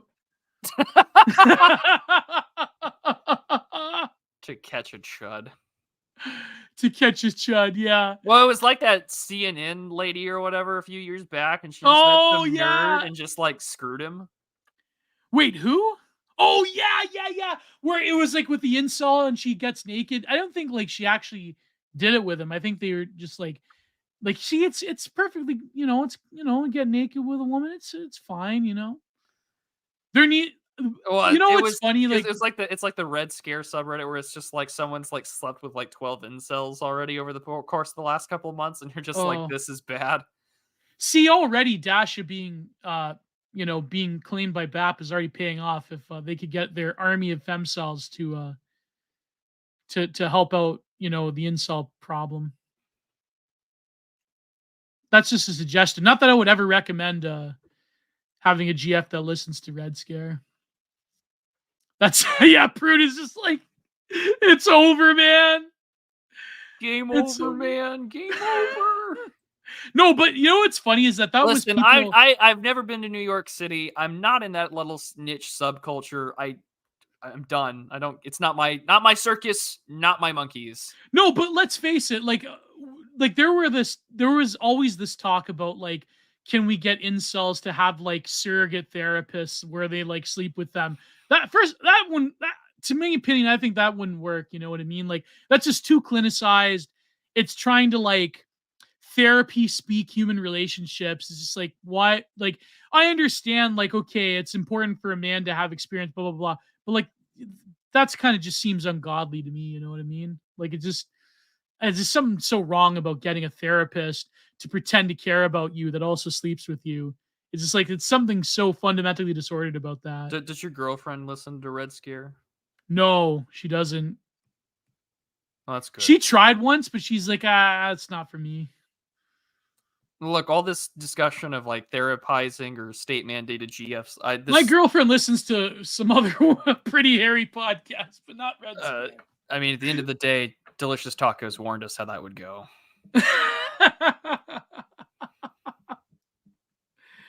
Oh man, but can you imagine? Like, you'd probably end up with a Red Scare GF, Prude. I would rather die. No, I mean, come on, don't say that. Come on. I have standards, Gio. Anna might come on the show and we're gonna move on. You wouldn't like an art ho that listens to Red Scare? We're gonna move on. Let's move on. $2. Fishy Frenzy. Going to the pub, ordering Matthew the Stout. That's a good one. That's a good one. And for $10 by Band Again, $10 Sneed. Thank you, my friend. And for $4.99 by Donnie DeWitt. I love that name, Donnie DeWitt. That's good. Name. Just watched that Nutcranker review you mentioned on Twitter. Was very keen-o. I'm glad people in our scene have flourishing art/lit scene. Well, it wouldn't have been possible without Dime Squared, Red Scare. No, I'm kidding. Yeah, no, Two Keys Mag and a few other guys, they have a sidebar podcast. They did a review of Dan Baltic's Nutcranker, which both Gio and I have had on separately on our YouTube channels. And no, the review's hilarious because like one dude is like an unabashed Spencer Grunhauer did nothing wrong, and it's like a 2-hour episode. And it's really good. You gotta send me that, man. Yeah, I'll send it to you. It's pretty funny. It's on my community tab on my YouTube channel. Go check them out. Double Dealer, and also Double Dealer magazine. Yep. That was Double Dealer, right? Yeah. Double Dealer. All right. So for $4.99 by Mike Oxlong, talk me out of reactivating the Bird app to resume my career as a low-level reply guy for niche internet micro celebrities. There's no talking. It's like Hotel California. You can never leave, man. I hate the Eagles. Anyways, I hate the Bird app. I mean, like, you hate it. Are you being more productive off it than you were on? And if the answer is yes, get off Twitter. Yeah, true. So don't do it. But I mean, if you must, then you must find a way to cope with. You got to find. I mean, if you're gonna go back on, do what I do: uninstall the app on the weekends. Yeah. So, anyways, Lou Templar, a good friend, for $5. Will Donald Donkey Christie Cream? I can't post. I was going to post that video of yours on Twitter, and then Then Donald Trump just drops the hard R in it. And I'm like, I don't know if I can post this on main. But whoo, it's funny. I might post it to Telegram. It's great. Trump has to come back to tweeting again. Yeah, he does. I mean, it was great that he posted on Twitter his mugshot with his website to fundraise. But bro, get back on Twitter. Yeah. Get back on Twitter and start like quote tweeting Chris Christie, calling him like a fat piece of shit. Like just do it. God, just tell him to drink a Diet Coke. And Chris Christie, people are calling him a fat piece of shit. I would never say that, but other people are saying it. Maybe you should drink a Diet Coke. I'm just saying, if he doesn't want to be a fat piece of shit, maybe he should go on the Ozempic again.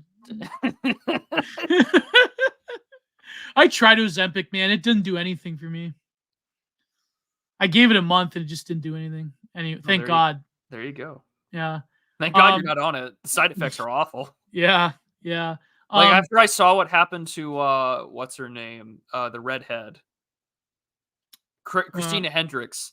That's terrible. Full just I don't care. Like, she was beautiful when she was like, I mean, she still is kind Chubby. of just chef's kiss, and she looks like just like so soulless. Do you She's like damn that, honest something. CHP? You like that, CHP Lovecraft? Look at her now. Okay, there you go, man. I'm sorry. Okay, he's my friend. There are some women that Close can be friends. plump, but there are some that shouldn't. Is that the world you want to live in, ZHP? Is that the world you want to live in? Christina Hendricks like that? And of course, you would say yes, Gio. Yes, Gio. Well, choose that. I mean, I can't. It's I can't do the vocoder. We should have sound effects like in Twitter Spaces. We do need. We need a soundboard. Yeah, that'd be great. And finally, we have 2 more actually. Yeah. 3 more. For $4.99 by my good friend Arsenius Little Hush. Thoughts on the rumors, new bird app policies and intrusive TOS that would result all users paying tribute to the Muskin Reich. I don't think I heard him talking about making it paid.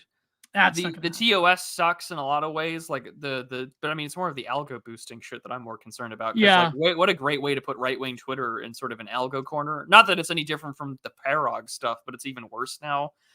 Don't threaten violence at all. Yeah, don't threaten violence first of all. And I mean, like, certain words will get you banned and shit. Like, it's really bad. Yeah. But that's because I don't think he's gonna make. They want him to make money. So they're not gonna. It's gonna be really hard for you now to like press a to break containment unless you're like. Yeah. I mean, like Bennett's Flash. Unless you post really unless you become the Twitter main character for a day. But you don't want that. You don't want that. But I mean, I was that for one day. It was not fun. The bot problem sucks. I complained about this last week, but the number of sex bots that are on Twitter. It used to be really bad on YouTube, and now it's just all on Twitter. And remember those comments on YouTube? Oh, it's so frustrating. That was funny. That was the original. Even back in the day, that was the original Pruane video. Yeah, he's like sex isn't good anyway. He's like a 13-year-old kid. He's like talking about like buddy. Like talking about the prawn bots on YouTube. That was fun because back in the day, they used to like load your comments with it before they could advertise. So they'd be like, you'd get like 5 different comments on a YouTube video with a bot. But no, I think like he can't make people pay for it, or else Twitter will become the well, or it'll become an irrelevant paid for forum. No, he's not going to be like, I think don't threaten anybody with violence and don't use euphemisms. But yeah, the algorithm sucks, man. Like it always sucked, but I think Musk, he like probably panicked and overcorrected. Oh, he's gonna overcorrect now after his little struggle session. I heard it's gonna get better after New Year's. That's what Fentanyl said, but you never know. We'll see. I know. I'm not holding my breath. Yeah, I'm not holding my breath. I'm just saying, like, he can't make people pay for it, man. That's not gonna happen. I don't think so. Nothing happening. Because he hasn't gotten rid of the block button yet either. Yeah. No, notice that? Yeah. I still block people left and right. Same. Yeah. I just noticed that Noah Opinion unblocked me, so he unblocked me a few months ago. I'm looking forward to dunking on his ass. I leave him alone because I figure like it's not worth it. You need a lol cow to bully. No, true, but like No Opinion, like he has a lot of evil takes, but for some reason, like the irony leftists make me more angry than even No Opinion. Or all those people, like, just don't interact with the irony leftists. Yeah, I blocked all of them. I mean, Garbage Jake blocked me, so hopefully, if you see an irony leftist, block those them. Pieces of shit go after our friends, and I can't stand by that. So block and report on site. Block all the big impossible women accounts like Jenny Tight Pants and Juniper. Yeah, you don't want them to have their eye on you. So that's liberally block the enemy. Block every single NAFO account you ever the fellas. Block them. Block the fellas. So for $5, man, he's giving a lot. Lou Templar, I gotta have him on my show now. Fuck. Lou Templar for $5. For $5, I had to do it right. I've been to those Molebug parties. Those post-left SSRI thuds are hot. Thunts are hot, but their souls are empty as their egg cartons. Wow. You were at the Veer Ball with reality gamer. Molly meme pilled. You know what's funny? Reality Gamer had that schizo thread on Red Scare. It's like Moldbug coming down the stairs, and the Devere Ball was sort of like the Austrian painter going up on the podium for him. Did you read that about like Red Scare is going to usher in global fascism? Yeah. You know what the tragedy is? That Reality Gamer is actually a great writer. I actually do like his Substack. It's just like, he unfollowed me, and when you break mutuals with me, like to me, like I've only broke mutuals with like a literally like I could count on one hand. That wasn't because they got banned and I didn't follow them back on time. Like, okay, who did I break mutuals with? Campbot Logo, Lev. Did Lindy Man ever follow? No, Lindy Man never followed me. Who else did I make break mutuals with? Or Reality Gamer, because no, Reality Gamer broke mutuals with me. Then I unfollowed him, although I followed him for a long time after, because like I don't know, I unfollowed him because like this guy's clearly, I don't know, he's just cold. Yeah. Cold. Oh It's man, the we're ghost gonna of tweets past. We're gonna review some some horror films or whatever. One of these days. You know what? Oh, well, Halloween we could do that. You know what's funny? You know Plex. Halloween's Plex, on a Tuesday. Interesting. Yeah. Okay, but yeah, go on. No, Plex, like they have these like live channels, but they're full of ads. But they have like these like really low, super indie, like $500 budget indie film channels that they have. Oh and man, some of them are all right. I when is it on? Plex and Tubi, man. Yeah, Plex and Tubi. Yeah. Alrighty. I might pay for Criterion channel. I think we've got one more channel. Oh, or one more super chat. You scared me for a minute there. Sorry. One more channel. Finally, for $5 by For Posterity, our good friend. I just saw a really disgusting post making the rounds. I just sent this via Twitter. Neoliberal sickening meaninglessness pathologizing any glory. Oh, is it the animation of the fly, of the mosquito animation? I have to check Twitter to see if if he sent me anything, because I know Fishy Frenzy sent Posterity. If you could like at me on something, that would be good. Or if you could like send me something. But Fishy Frenzy sent me. He sent me the Blow Me Away video with Peter Griffin. Okay, what's the thing called, the cart on Halo? Is it called the buggy? You have the warthog. Warthog, yeah. It's two Peter Griffins on a warthog. For Posterity, it's from Videograms. Oh, that's the only reason why I saw that. That's the only reason why I know Noah Opinion unblocked me. Oh boy, can you send me the video he's talking about? This it's the tweet. I can just read it for you. Yeah. Okay. You are not the heir to a great empire. Oh no, never mind. I can't. You are not the heir to a great empire. The blood of a noble race. Yeah, that's why. Absolute cringe. Yeah, no, but the video Posterity, if you can at me or DM me. The Peters are on a mongoose. Okay. Yeah. There you go. So, okay. ATV. Oh, man. Yeah, the Peters are on a mongoose. Yeah. I love that video, man. I love how the comment in the YouTube video is, this is a whole vibe of an era. It sure is. It is. But that's the last super chat. So this is a good episode. Next week, like I say, tomorrow I'm dropping the Indian Bronson episode. So it's actually a really good conversation. And, hopefully you guys like it. And I hopefully don't get any flack for it. But, I've been mutuals Indian Bronson for a long time. And yeah, the Peters are on a mongoose. So yeah, it's pretty good. And, we talk about the birth rate issue. We talk about, it's called the new Silicon Valley ideology. And no, sorry, Brent, I don't want to get clipped with a copyright claim, because it does have, Blow Me Away. This would get clipped so fast. Yeah. Bengali. That's mean, Bengali Bronson. Come on. it's kind of like no, I'm not gonna say because he'll make get mad at that. But the other euphemism for another content creator we know.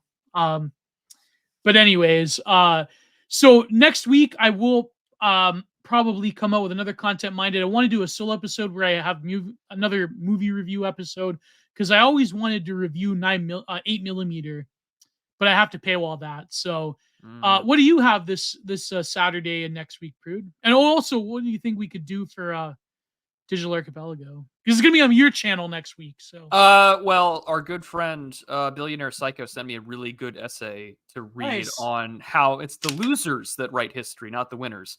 So kind of like Nathan Barley, kind of like that, yeah. The idiots. We'll probably the idiots are the real writers of history. So we'll probably go over that. So the 2.5 hour Twitter space I hosted on the whole No Enemies to the Right debate, you can go watch that now on YouTube. It's on my channel as well. I've had a couple of Substacks out already, one explaining the whole McDonald's thing. Gio's got his video out on that too. Oh yeah, and tonight I might also be in Old Glory Club. I think so. Right? Yes, you will be. So Gio will be on the Old Glory Club later today, talking about what happened in Canada and all sorts of stuff. And then I have another one out on liminal spaces and why Zoomers are allegedly afraid of them. And I read that, man. It's a good one. And then I will have hopefully a longer Substack essay out on the issue of immigration as a weapon that nation states use against one another. I wonder what Foucault would think. I wonder what Foucault scholars would think about that. Biopower is definitely featured. It might drop tomorrow or Saturday, depending on how fast I get it done.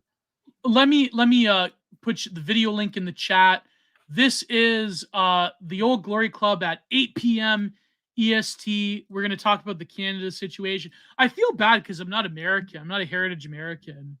I'm not heritage, nor am I American. It's called the Pony Express Radio number 9 featuring Gio, and it's a Razor Wild, Netter, Diversity Report, Mountie Minute. Gio joins the OGC, the Old Glory Club, to discuss kid razors, Razorware, Fun Time, Enemies to the right, to the left, corporate client classes, and Canadian propaganda. And who hosts it? Is it It's hosted by a variety of us. So you've got like Paul Fahrenheit, Red Hawk, and it varies just on who's available on Thursdays. I think Raging Mandrill will be there, and he'll be on there as well. We're all members, so that's how it'll be. I think it's probably Red Hawk and Raging Mandrill. It'll be a good time regardless. Yeah. I'm sure you guys might even get to talk about Ukraine too. Oh, thank God! I get to spiel. Yeah, you get to spiel, and then this Tuesday at 8 p.m. Eastern, I will have George Bagby on. We're going to finish our conversation on the Tragedy of American Diplomacy by William Appleman Williams. I'm really excited. Nice, finally. Yeah, Brent Taylor, just send us over an email at theoldgloryclub@gmail.com and inquire within, and we'll get you set up. Yep, there you go. I'm Canadian. I can't join the Old Glory Club. But yeah, Bagby will be with me next Tuesday, and then hopefully I'll have that Substack out, and then we'll have the Digital Archipelago on my channel this next Thursday. So it'll be a great Subnet stack. It'll be a good couple of weeks. Oh yeah.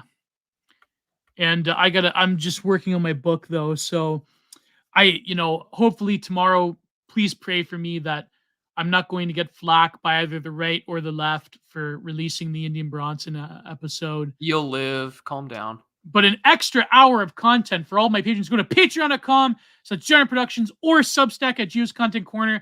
Go to subscribestar.com/The Prudentialist. I think that's what it is. Yeah. And substack.com/Prudent Observations. And we both upload all of our episodes there. I might pay in the new year. I might pay for Apple Podcast, but we'll see what happens. I'm considering doing the same. Yeah, me too. And also, Digital Archipelago, go and subscribe. I gotta put it in my links. I have to do that because now I'm the new co-host of the Computer Room with Catherine D. I am the new co-host, and a lot of great episodes we got planned. We got one where we talk about this Milady Maker article, but it's about the young girl as an archetype in Wired Magazine. We also have an interview with Apple Milk, and we might also be interviewing soon that fashion show director that did the recent one called The Longhouse. What's her name? Ava? The Longhouse fashion show? Yeah, that one where they're wrestling in the mud. It's like WWE 2000s, you know, mud wrestling. Stacy Keibler and Trish Stratus. That was a good match. No, but it was a good, you know, it was a good, you know, they have a whole like blurb on it. There's an article about it in First Things, and also Yeah. our Oh, good notice how friend. they're okay saying Longhouse and First Things now. Yeah. Oh, true. Ella Velez. Yeah. We might be Elena interviewing Velez. her, and also there was a great article in Compact on it by Compact by my good friend Adam Lair. I have yet to read it, but I'm going to read it before I interview her. I actually have to. I promised Adam to get him on Content Minded for a year now, but just, you know, I've been busy with writing my book. But after I write my book, you know, hopefully by the end of October, I'll have the first draft done. Um, I'll have him on. Also, Mr. D wanted to come on, so I have to. But you know, he did those, you know, episodes about Francis Bacon, which I wanted to talk to him about Francis Bacon. But maybe I'll get Mr. D. I know I'll get him to violate his rule on talking about contemporary art. I know he hates talking about the contemporary art world, but maybe I'll get him to break his rule. Break the rules. Break Distributus' brain with break the rules. That was funny, man. That was so funny. I love when Dave swears. It's like, If you go to his old content, like when he's talking about like the sexual revolution, yeah, he swears more often. This is before he got married, but it's just like, yeah, to see him snapping like, you're a fucking idiot. I'm just like, let's go. Finally, let it out. Yeah. Let it out. Let That's it out, funny. Dave. Let it out. But thank you all. God bless. Goodbye. Mwah. Too sweet. See you, gents. See you next week on Prude's channel.